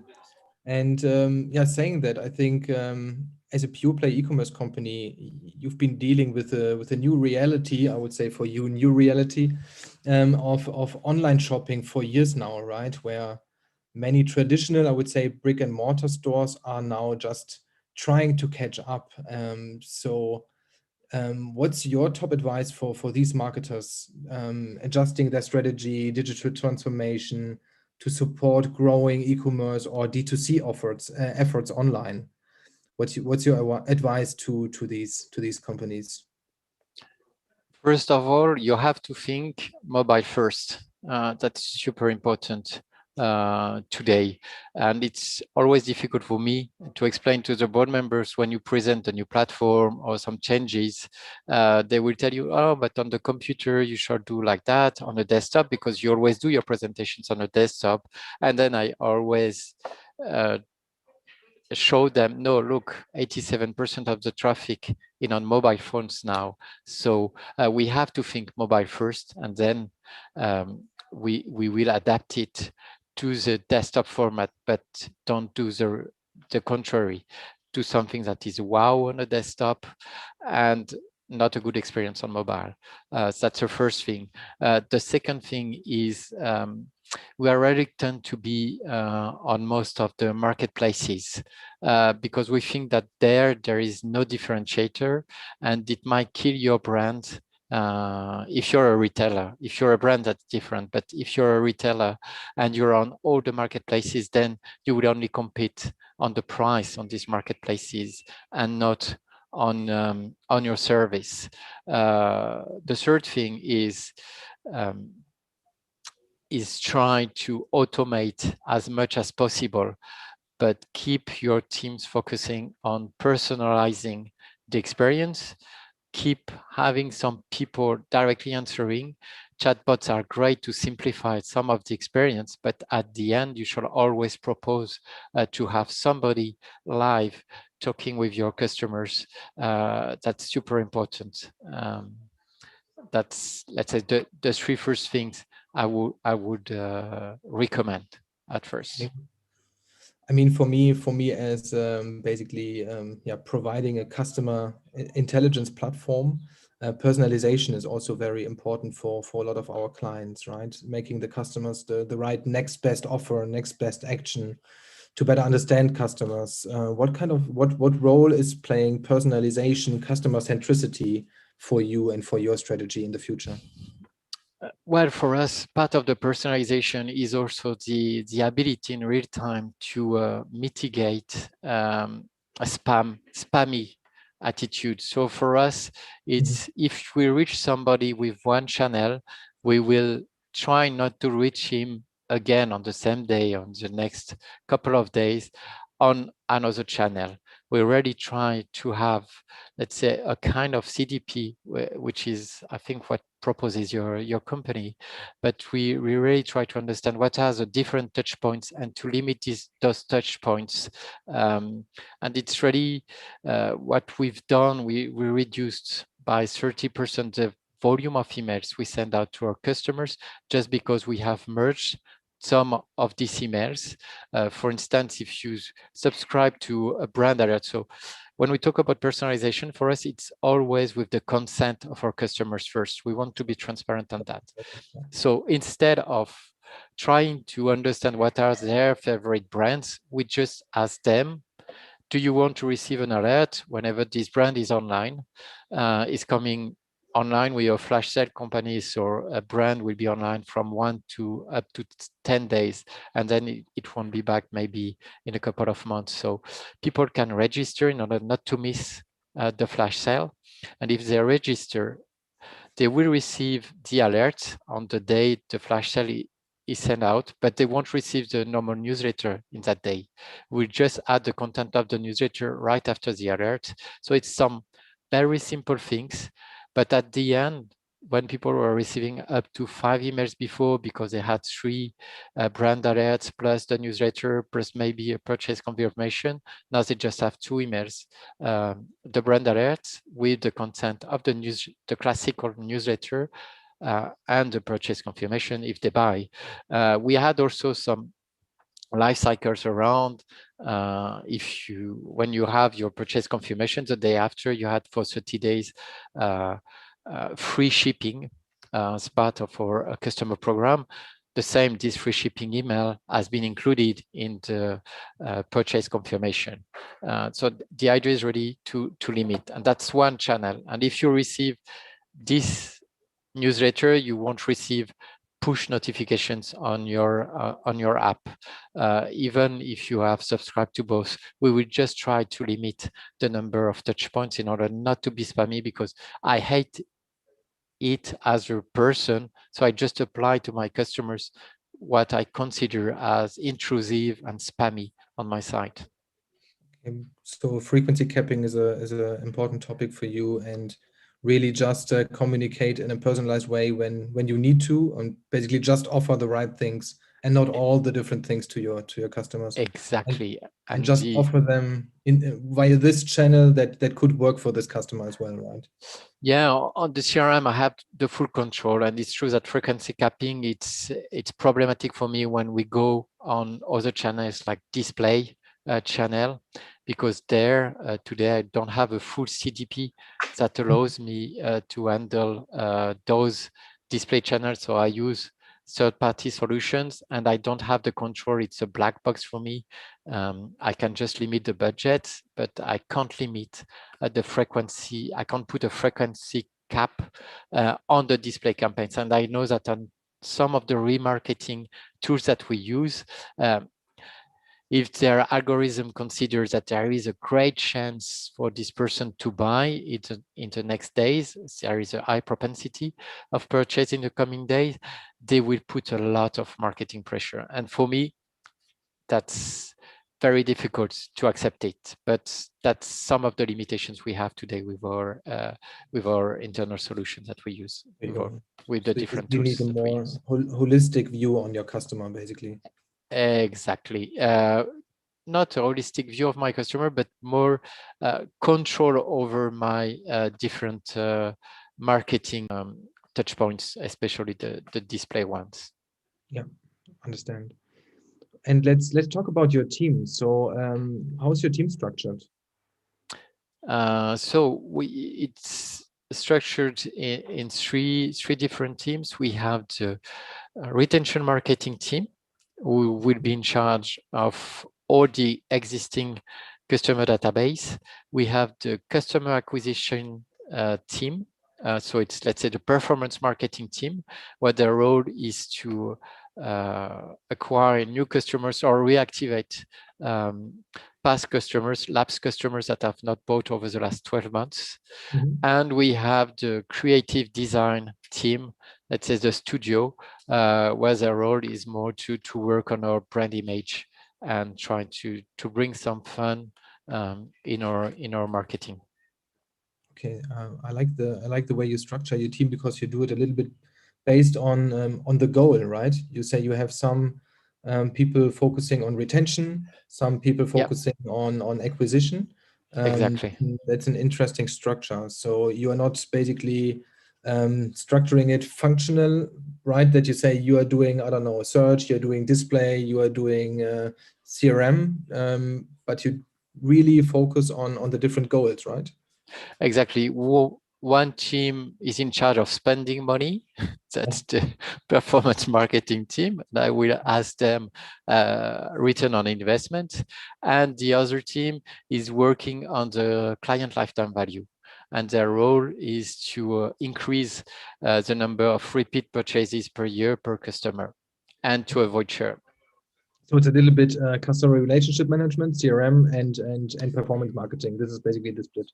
Exactly, with two distinct different goals and KPIs.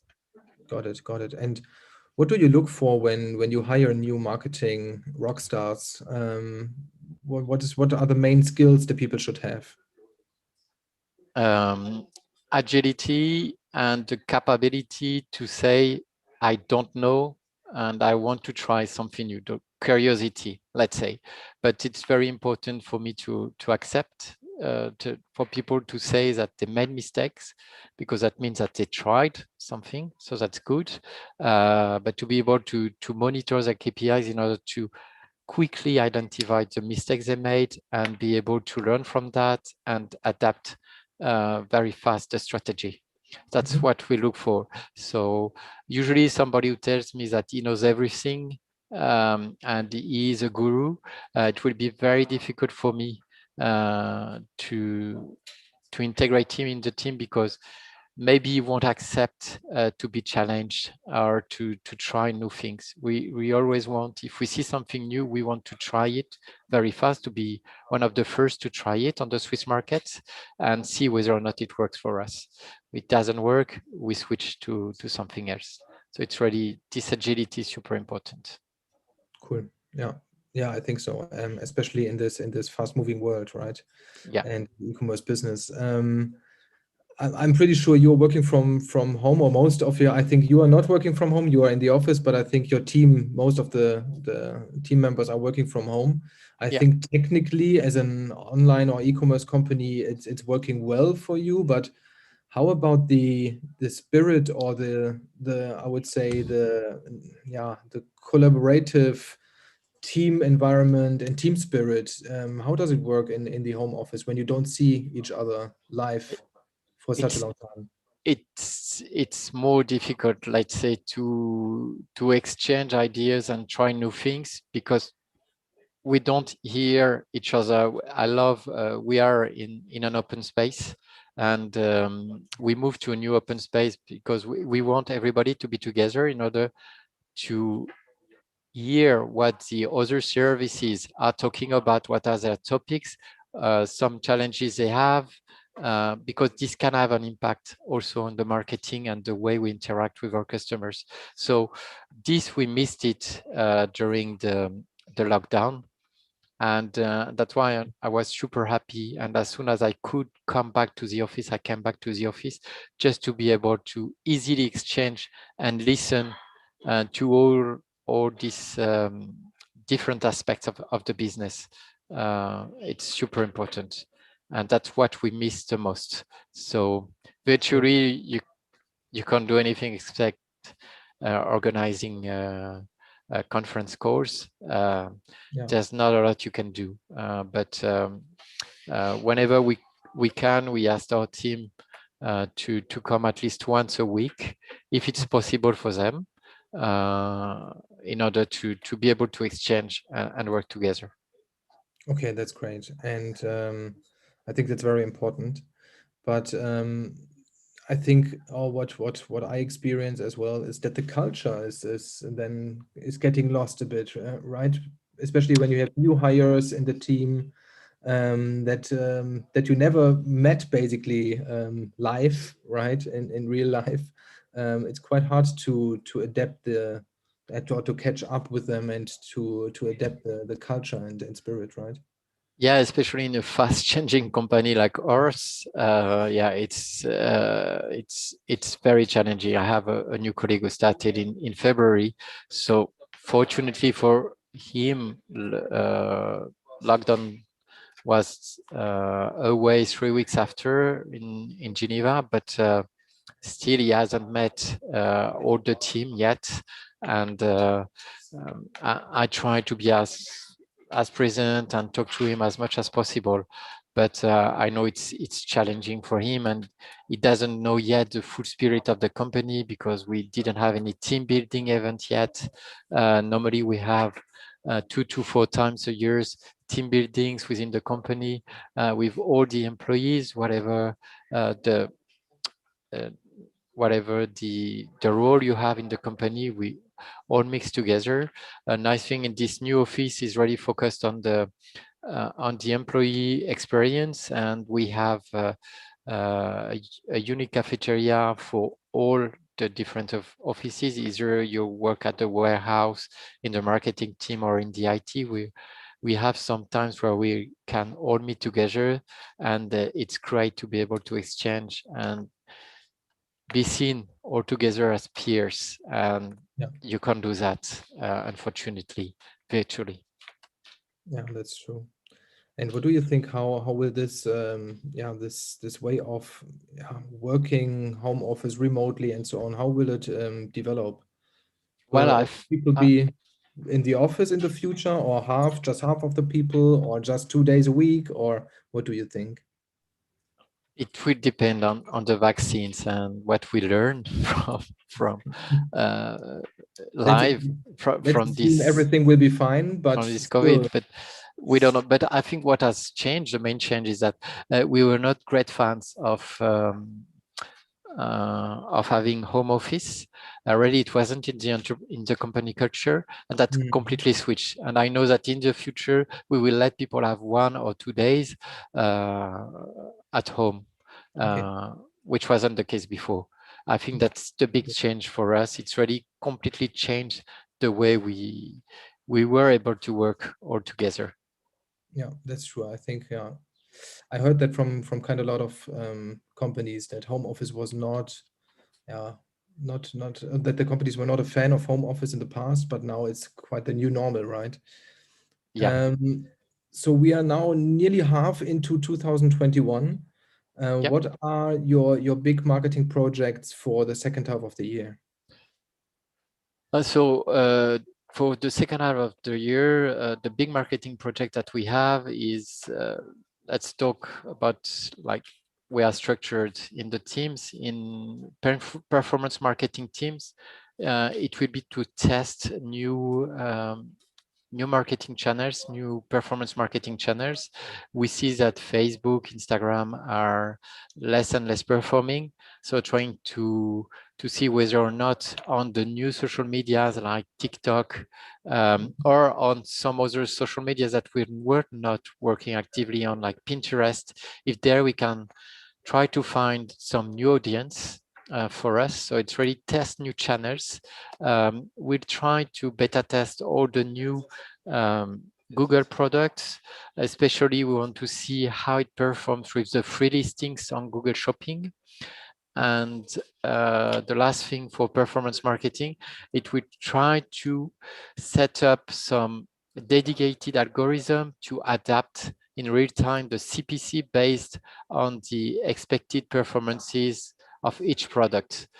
So we have 400,000 products online daily. It can't be done manually. We can only adapt manually CPCs per category once a week or every other week. So there it's try to set up this kind of algorithm and APIs. That's very challenging. That's performance marketing. On the retention marketing team, CRM, there it's trying to switch more and more transactional emails that are handled by IT within our CRM in order for us to easily adapt the content and make it look and feel like all other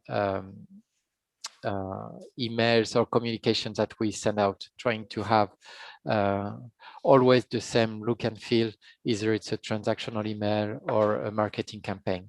And it's also to get some tasks that are not interested for my IT into our CRM team. And that's a big change for us. Yeah. Well, interesting. Thank you for these insights. I think we just have 2 minutes left. Perhaps the last question from my side. Yeah. How do you feel like you've changed as a leader since you joined the company, since you joined Deal? What I've changed is I've learned to delegate a lot to my team and to delegate to also to third-party agencies. So it's really try to understand in my team what they like to do, what they would like to do, and make them really focus their job on these tasks, and everything that doesn't have an added value for my guys, delegate it to an agency who will be specialized. So we always look for best of breeds in each one of the solutions that we outsource, or the tasks, sorry, that we outsource. And then I let my team really use these agencies as part of the company, of course, with some limitations in terms of user rights. Always keep the control, but that's really what I've learned. that we could outsource parts of our tasks, but keeping the control on the strategy and the costs. Perfect. Cool. So I would say we are on time now. We made it on time. Thank you, Arnaud, for this interesting chat. And I would like to hand over to Brand Innovators now again, because I think that the next session will start in a few seconds, right?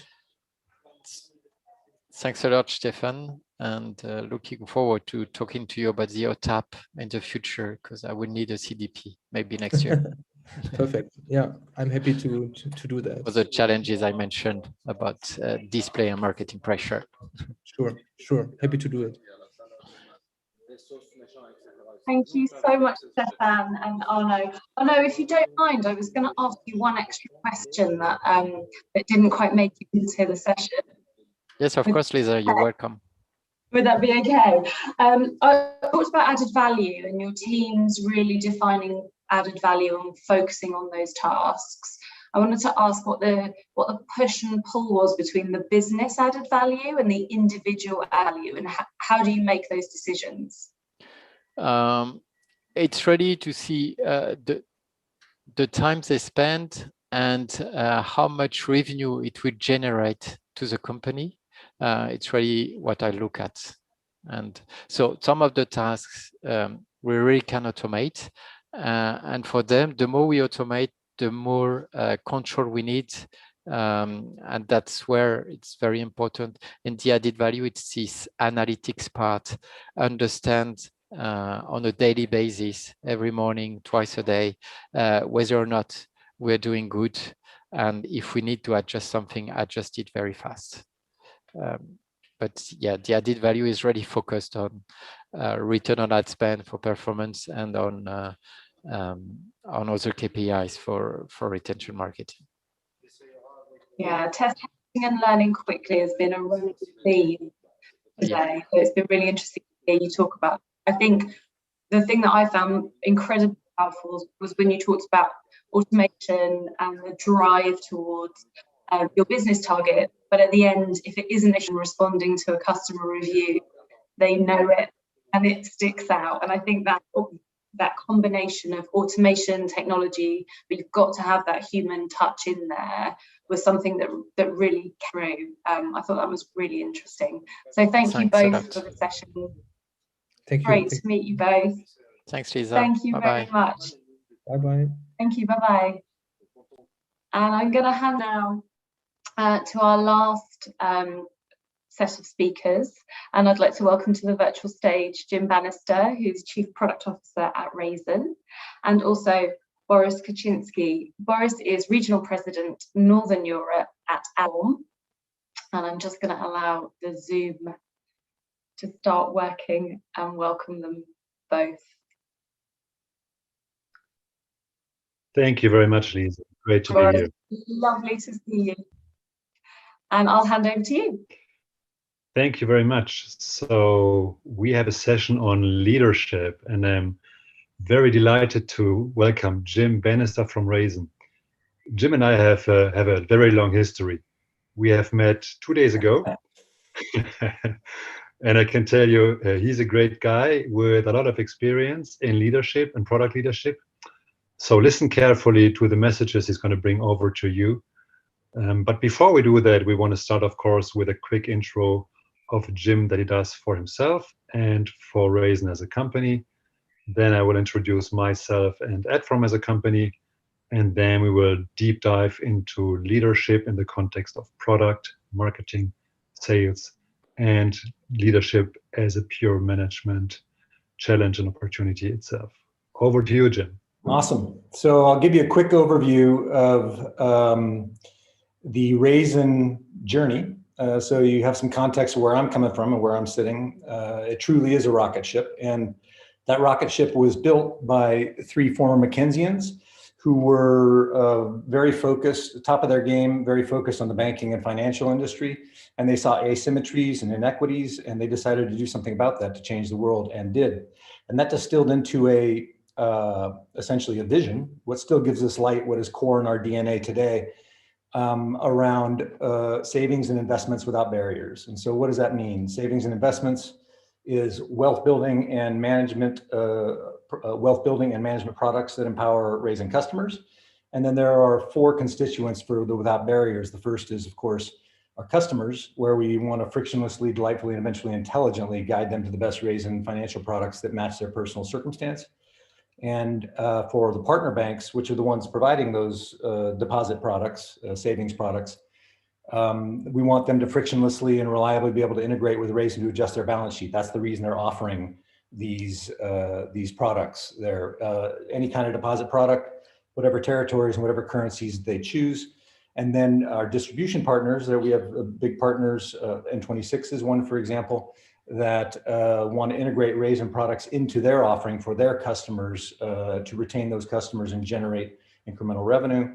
And then finally, we don't exempt our own crew in terms of the mission, which is giving them the opportunity to safely stretch beyond their perceived professional limits and take advantage of the savings and investments without barriers, wealth building. And I can say with authenticity that our founders made sure that that was true for our employees. So it's pretty cool. And where we started was very small, right? And I wasn't there at the time. I've been there 2 years now. And it was a single product from a bank called T-Bank in Bulgaria, which was a 2.9% one-year term deposit. Pretty incredible, right? And that created a sprout immediately that by the end of year one was 200 million in assets under management in 5 banks on this marketplace platform. That's product market fit by any definition. And that created an upward spiral that has kept going for 8 years. Today, we're at more than 13 billion in assets under management in 100 banks.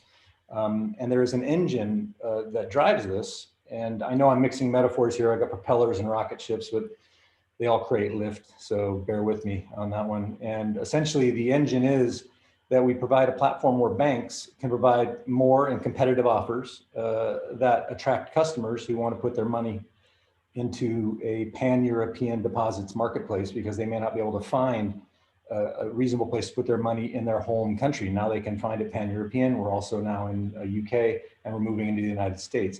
So the whole engine, whether it's our operations teams and the core platform and our products, is about driving that, which is a two-sided marketplace, which has a supply side and a demand side. And the supply side, we drive more. We add more Raisin products. Now we have ETFs, investment and pension products. And on the demand side, we have more distribution partners, more territories, and more customer segments. So that's essentially the Raisin virtuous cycle, the engine that has created that lift, that rocket ship lift that is continuing to this day. And there's a bit of complexity in our business. So I'll speak to that a little bit. So how do we navigate this thing? It turns out that we have multiple business types and that have different dynamics, different problems, different solutions. And this is a sort of representation of that, where we have on one side the two-sided deposits marketplace, savings marketplace, where on the demand side it's B2B, B2C, and B2B2C. And it's also on the supply side B2B. And we have similar complexity on the investment and pension products. So all our operations teams across all our countries and the actual product platform and technology platform has to support all of that complexity. And so it's quite complex and we have to be pretty cross-functionally adept to do that. So where are we flying this thing? We're flying it to 100 billion in assets under management. Yeah, that's our North Star. And we're about 1/6 of the way there. And we're accelerating. So it's going very well. And this is actually, we don't have a newer picture of this because of COVID times. This is almost 2 years old now. And that's me over there. And you can see more if you go to raisin.com or you go to raisin.co.uk. And if you're in Germany, you can go to weltsparen.de as well. And a quick shout out to Prezi Video. This is my alma mater, my former role before this one. That's what I'm using here to share, to embed myself in my content. And it works on all these different platforms. So that's it.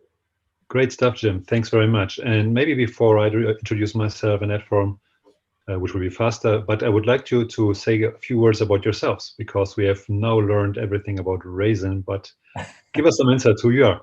Well, I would say I'm a bit of a Forrest Gump. My career has been I'm not sure if it was fate or it was a leaf on the wind. Maybe it's a bit of both, as you said. And so all my career, I've been in the entertainment business. I was in the aerospace business, and I've been doing what it wasn't called product back then, right? Because I've lived a few decades. But I've been an entrepreneur, and I've been an entrepreneur, companies like Warner Brothers, Tesco, but also companies like Prezi and Say So and some others. And so I think the way I've distilled it, the thread is, working with merry bands of pirates, taking on naughty challenges, to provide value for customers, people. It could be entertainment, or it could be a functional wealth building app like at Raisin. I don't know if that's helpful, but it's a pretty storied. If you go to LinkedIn, you can see you'd be like, this guy, what's this guy's deal? But it's been a fun journey. Yes, impressive journey, Jim. Thanks for that quick introduction. So a few words about myself, as I'm the moderator, and I'll humbly be shorter because this is very much about you and your experiences in Raisin. So my name is Boris Koszynski again. I'm based out of Hamburg in Germany. I'm a regional president for Northern Europe at Adform. Have been here for 3.5 years. And we're actually a company with Danish roots, have been around, and I was just aware for about 20 years right now. Our core product, I hope you have heard of it, is Adform Flow, so enterprise technology built for modern marketing. And our platform is a very configurable, transparent, that's a big word in these days, and secure platform. Basically, it consists as core products of ad server, DSP, and a data management platform. So basically, we bring you into the position to do seamless management of your whole advertising campaign lifecycle. And the context in which you may have heard Adform a lot recently is, as I said, transparency of your advertising, see where your money goes. And then identity, which has become a massive challenge for the industry, as we all know, with the cookie crumbling. So stay tuned. We are very active on LinkedIn and give you the latest ideas on how you make your advertising future-proof. But back to us and back to leadership. Yeah, so it's about us. Yes. And we're starting a little bit with a general question, and that is about the marketing and product setup of Raisin and which benefits that brings. What would you say, Jim? So I would start with that. We have I would say our marketing team at Raisin tends more towards the brand marketing, the relationship marketing side. We have a really strong brand affinity. Last time we measured our NPS, if you believe in NPS, it was around 73. And we have incredible, lifetime value that increases over time. So there's a real strong bond there. And some of that has to do with the core product and what we do for people to help them build their wealth. And some of it has to do with a marketing team that does a good job. And so we have the only sort of realm that product and marketing overlap in for relationship marketing is around who owns the brand, right? I mean, because we have a product essentially. And so this is a classic sort of chicken and the egg thing. Is it marketing that creates the brand? Is it us that create the brand? It's a bit of a dancer, but it works pretty well. And it's much more intimate in the transactional marketing aspect, the CRM, SEO, SEM, sort of growth mission, if you will. We do not have a classic growth team. That's principally because we're in the middle of a replatforming. We will next year because we're building a whole new platform for the future. And that's where we do, I would call it the deeper collaboration. And in fact, when I got to Raisin, I created a mission. Well, I didn't by myself, but I proposed creating a mission which was specifically to service Raisineers. It's called the Raisineer Experience Tooling Mission, right? RXT is what it's called. And so there was a lot of collaboration, deep collaboration, a pairing of CRM and product to go figure out what are we going to build to make sure that we have the best equipped transactional marketing teams in the biz. I don't know, am I answering your question at all a little, or I'm just sort of describing the relationship? I think I get it. And I think the interesting thing when you look at companies that are breaking rules, that are bringing up new stuff, I mean, how do they do that? What is the secret sauce about that? And do the marketing guys go out and say, hey, we've got something great to sell? Or is it more that there is a product team that is thinking about the future and potential new? Yeah, so it depends on what we define as product, because for us, we have financial products and they don't necessarily directly correlate to a singular software product, if you will, right? There's, and so I would say that that the product market fit, the deposits marketplace, as I was describing, it caught fire like really quick, right? So marketing really doesn't, it's more about expanding the awareness of that, right? And then optimizing the journeys and so forth, as opposed to, and of course we do better never best is one of my phrases, release management, so that as we're planning, and of course we do road mapping and capacity plan, quarterly capacity planning, to make sure that marketing knows or has their input as to what they feel like they need as well, so that we can actually collaboratively figure out what to build and how to launch it and market it, essentially. I don't know if I'm answering your question though. Yeah, ish? Well, yes, you are. And it brings me right to the next question, because about product leadership, how it relates to sales and marketing leadership. And you as a product leader, you're this chief product officer.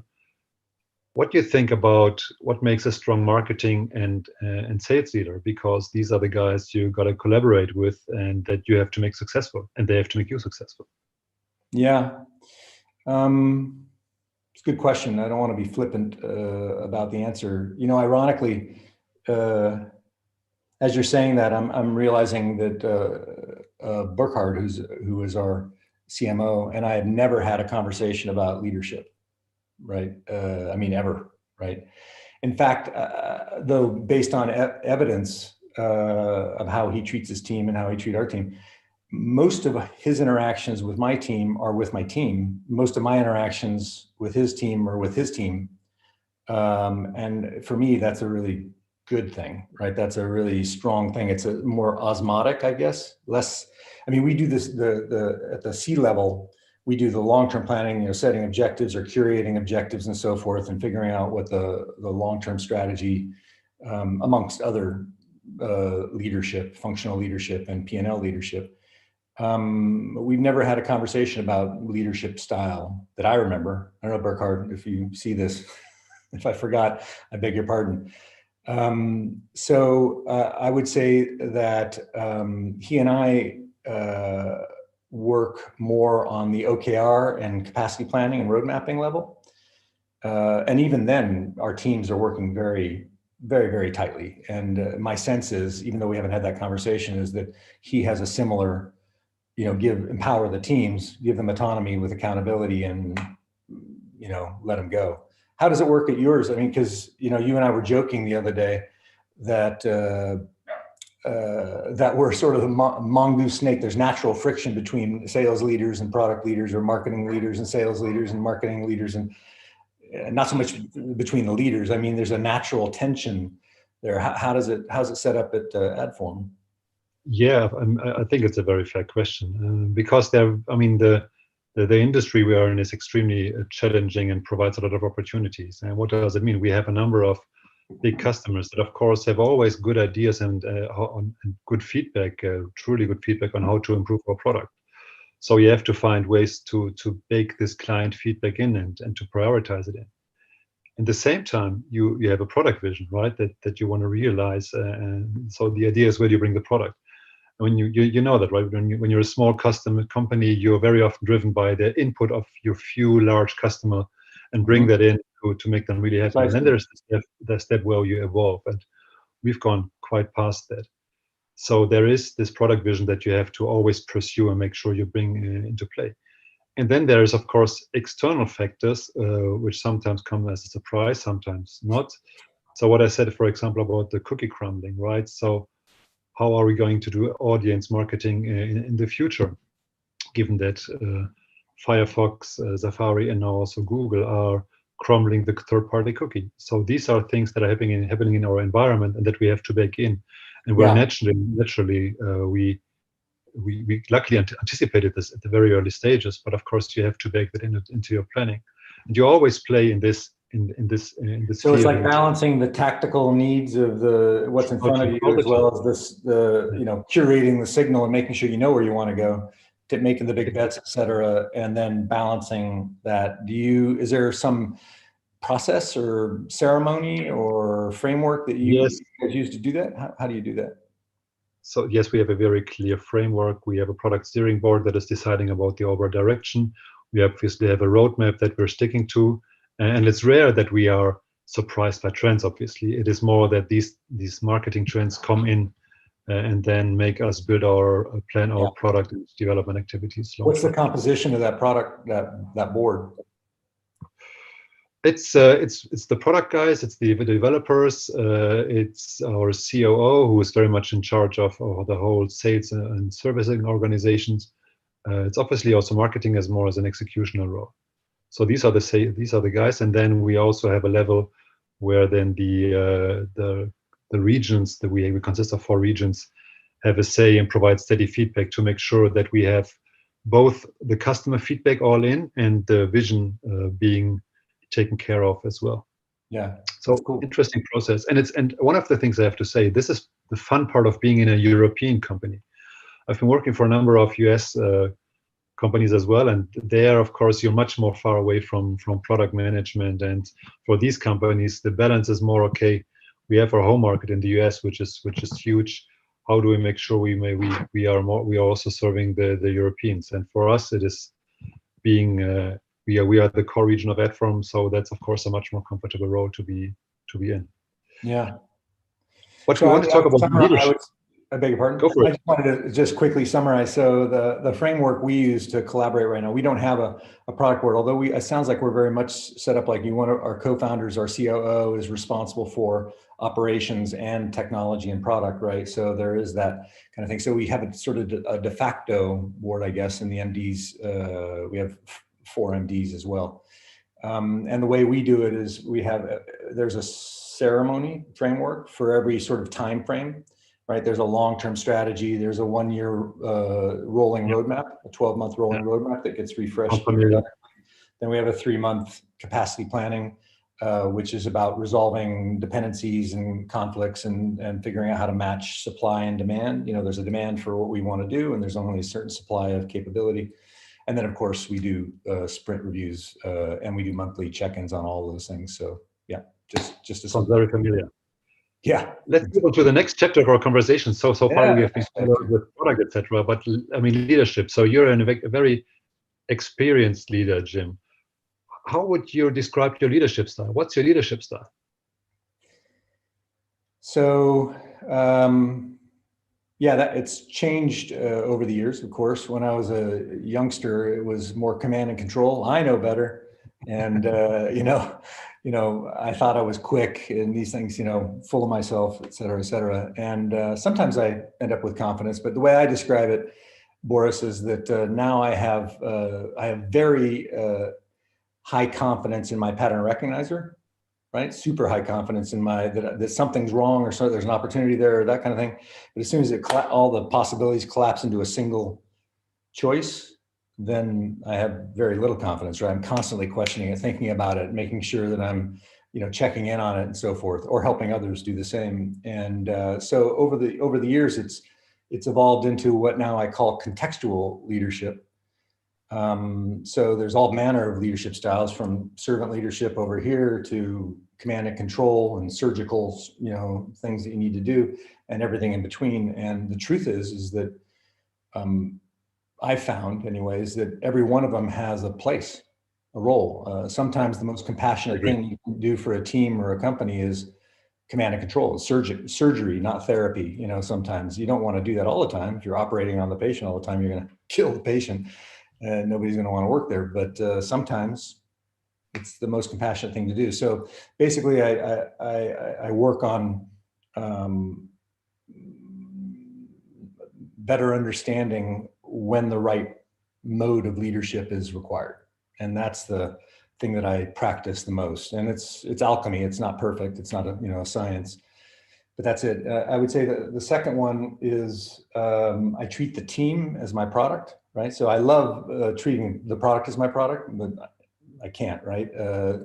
That's their job, is to treat the product as their product. And so I treat the team as my product. And when I trained in Agile nearly 20 years ago, the people that trained me actually taught me Agile Enterprise. We were talking Agile Enterprise, which is how do you actually also apply it, not just to the product, but also to the team.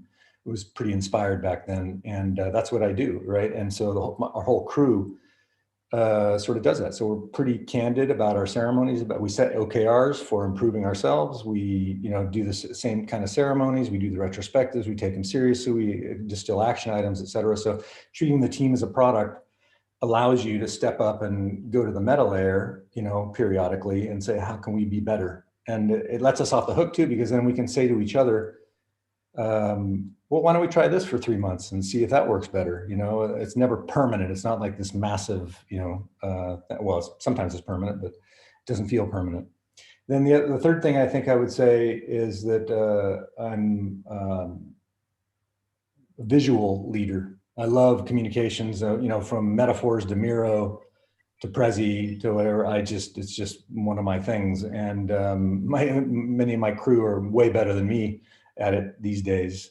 I think the last thing I would say, there's loads of things, right, that I could riff on, but the last thing I would say is, as I got older, I started to realize I was embodying my last name, the last name Bannister, the English word. It's the thing you hold on to on a stairway as you, climb the stairs, of your career. And so that steadying, guiding influence combined with that contextual leadership style is sort of what I try to practice in my mind. Yeah. I have a spontaneous question for you regarding the visualization, because I could obviously see that from the start when you were introducing Raisin. Was there anything in your career where it made click and you said, okay, I just have to do that more, or how did you get there?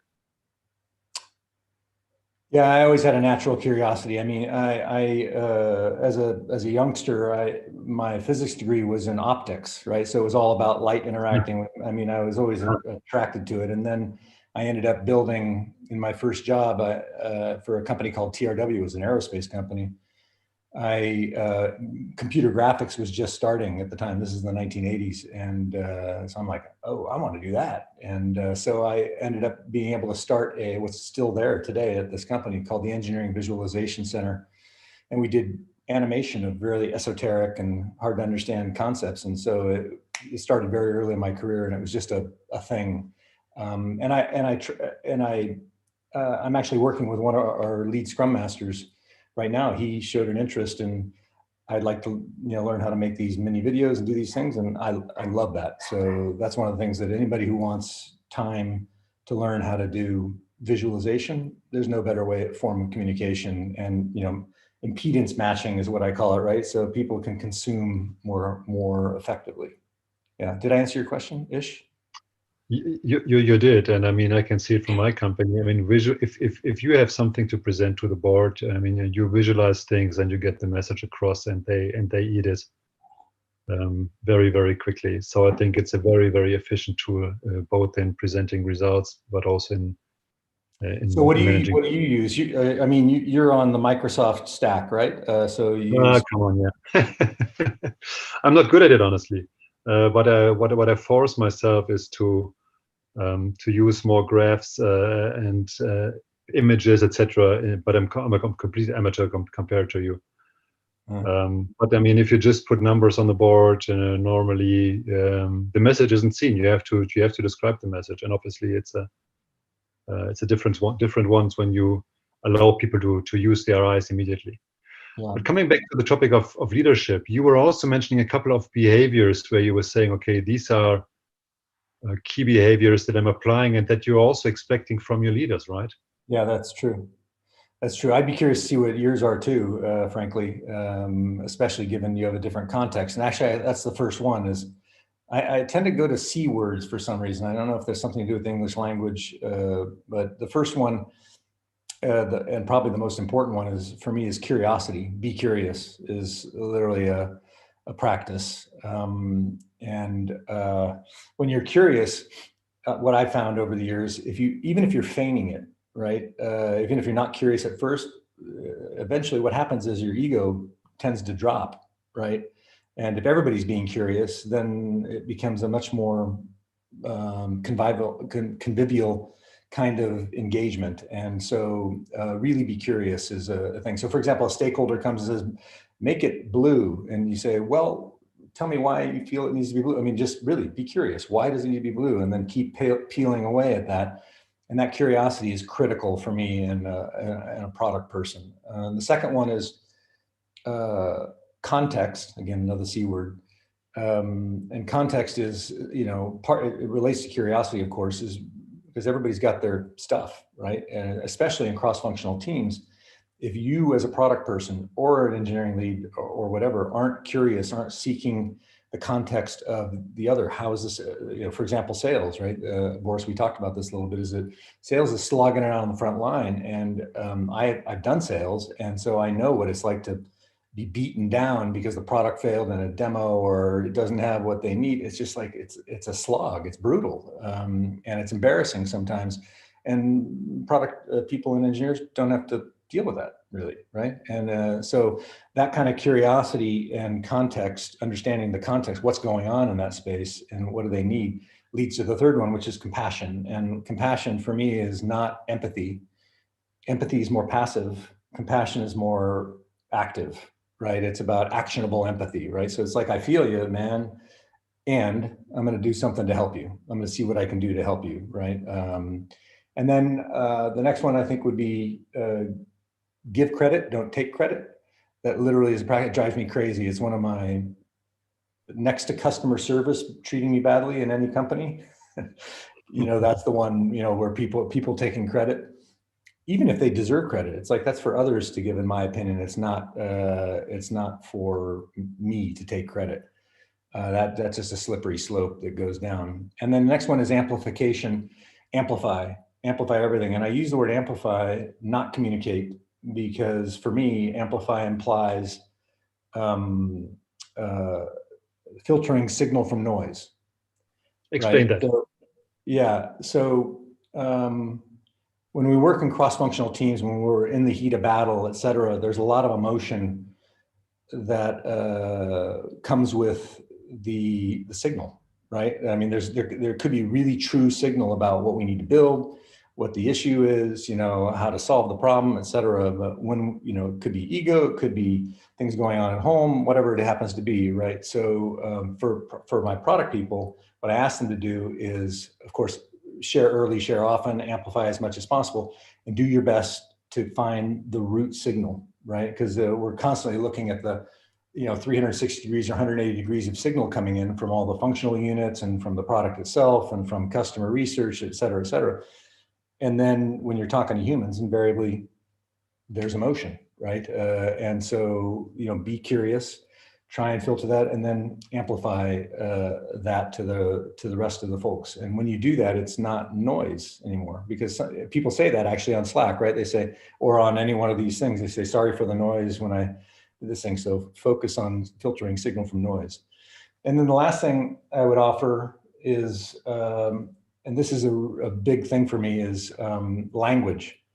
I don't know, I couldn't attest to the science of neurolinguistic programming. I don't know, but I do know that our language affects our cognition, right? So for example, even simple things is that if somebody says blah, blah, blah, blah, blah, and they say, but, and they move on, or I say something or somebody says something and then they say, but blah, blah, blah, that essentially negates everything. Doesn't matter whether you're cognizant of the fact that they just negated everything that came before.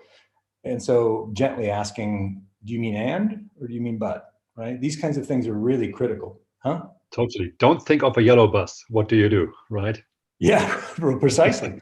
You can't help it. And so, yeah, language is big deal. And I'd be curious to know how you all do it, because if you don't share language, how do you share context, right? If you don't have a way, there's these cultural differences even inside a company between sales and marketing and product and engineering and so forth. And if you don't have something, and that's where OKRs come from and these kinds of things to try and do that. But how do you all do it at your company at Adform? Yeah, I mean, a number of things that I would copy. And when you started to talk about context, curiosity, compassion, I thought this is why I like working in this industry, because this industry attracts so many people that bring them. And I would even say it's a requirement for people to be successful in this industry, because it's moving so fast and there are so many changes. There's so much innovation. There is dense competition. So you always have to walk around with open eyes and ears and understand what the next big thing is, what competition is doing, what trends we should be looking at. I mean, if you look at our industry, everything in digital advertising started with a banner somewhere on a desktop, and then it I was there. Yeah, see, me too. And you see, right? And then it became more formats on desktop, and suddenly you had the mobile devices, and we all have been joking around for 10 years now. It's the time of mobile, but then it came, and then we had video on mobile, and now we have much more audio stuff. You have digital out of home, and of course that is also driving new trends for advertisers. But there's a lot of technological challenge in there. And always new industry, you have to understand. The out of home people speak completely different languages compared to the native digital people. If I That's call right. it. Yeah. So learn, and there we're back to language, right?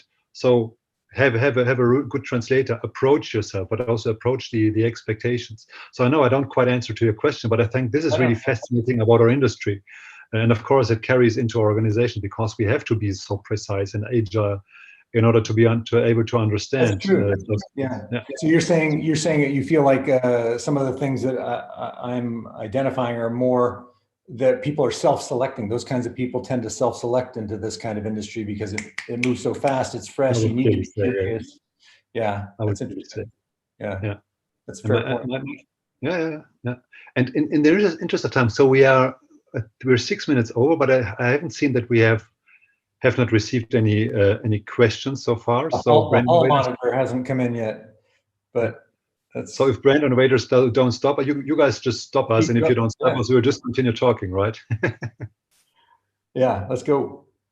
Cool. So one of the things that we also talked about is the foundational elements of product leadership. What did come into your mind? What comes into your mind when you hear this term?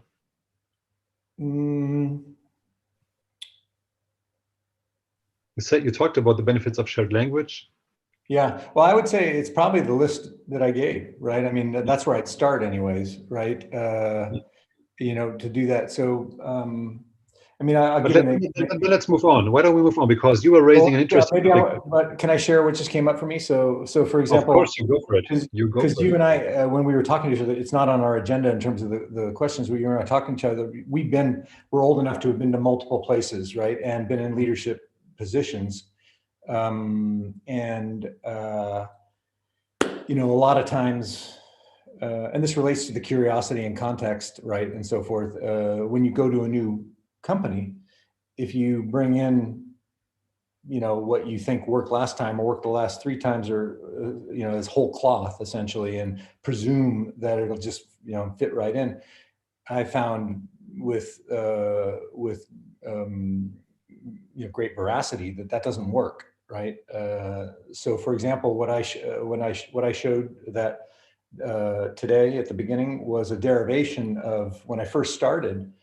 I spent, it was most of my own time, but I spent so much time interviewing all the different people to learn what is it we do, what's the mission, et cetera. And then I turned it into a video, and one of the founders narrated that video, and it had some of the elements of what you saw. And that, of course, helped me learn it well enough so that I could teach it. And that goes back to the same kind of curiosity thing. Let's seek to understand, and then filter the signal out and amplify what's the root signal, right? And I feel like that's a really powerful and necessary trait, I guess I would say, characteristic. And it's sort of what I expect of my the folks that work for me, because I treat every product owner as a mission leader. They are a mission leader, right? They necessarily are, even and a cross-functional mission leader. And what I try to do, and I encourage other product leaders to do this, is find times when you can treat your team as a hive. I call it the hive CPO. And sometimes I'll bring in problems, or I'll ask them, I need you to solve this problem. You're going to be a CPO someday. Let's figure it out. What do you want to try? And give them an opportunity to make a bigger decision to do that kind of, thing. Uh-oh, I see the hall monitor here. Lisa. Yes. Lisa's going to stop us now. I haven't been called a hall monitor before, but I loved it. It made me laugh when you said that a few minutes ago. Yes, I am here. I do feel a bit like a hall monitor when I appear, particularly in the middle of such an engaging and interesting conversation. So thank you, Jim and Boris. I had a question about Agile, which came up kind of mid your conversation. I'd love to get both of your thoughts on it. I am at the very start of my Agile journey, and I know we'll have lots of leaders on the call who are either using Agile, thinking about it, have heard lots about it, but aren't quite sure whether for them. And I just wondered what your one piece of advice might be to anyone thinking about moving to a more Agile model. You want to go first, Boris? You go first. You'll do. Oh, man. Give me time to think. Because I needed time to think as well. I'm kidding. So I don't know if this is right or wrong or useful. The first thing that came up for me when you asked the question is two things, and they're two sides of the same coin. One is do whatever works, right? And the second one is don't be religious about practices. Full stop. Treat the adoption of Agile the same way that Agile teaches to treat your product, right? Learn fast and change, do more of what works, do less of what doesn't work for your personality. So you've heard these stories about Spotify, and everybody goes, yeah, we do the Spotify model and everything. And even the Spotify folks who we've spoken to, they were kind enough to come in and work with us a bit. Some of those folks, they said, we didn't intend that for other people. That was for us. You need to find your personality. So I would say, seek your personality of Agile. And even if it doesn't fit into the Agile principles, if you feel like, oh, why don't we try this instead? Try it. It may work for you. But try it for long enough so you can see whether it has efficacy or not, and just give it a go in that way. And then do a retrospective, look back, that didn't work, try something else, kind of thing. That's what I would say. Is that answering your question, at least from my perspective? Yeah, absolutely. Yeah, absolutely. It's been so interesting to hear you talk about it. And Boris, I don't know if you're also working in Agile. I would basically copy, and I have not much to add to what you say, Jim. I think being humble, looking at the superstars in the company that you're working with, and then taking the time to learn and review how you've done, I think is nothing more to add to that. Fantastic. That's such a great note for us to end on. And thank you so much for closing our day on C-suite marketing and leadership. We have had a lineup of speakers.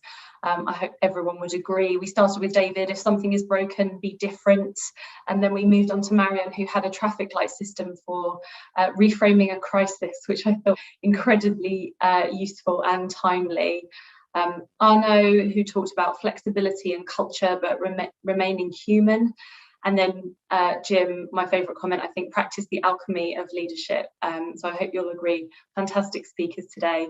We hope you find innovators later on today. They're having an influence marketing summit at 12 o'clock EST, where they'll be joined by marketers from the Ad Council, Duolingo, Sandals Resorts, Travel and Leisure, Google, USAA, and many more. So it just leaves it for me to say thank you so much for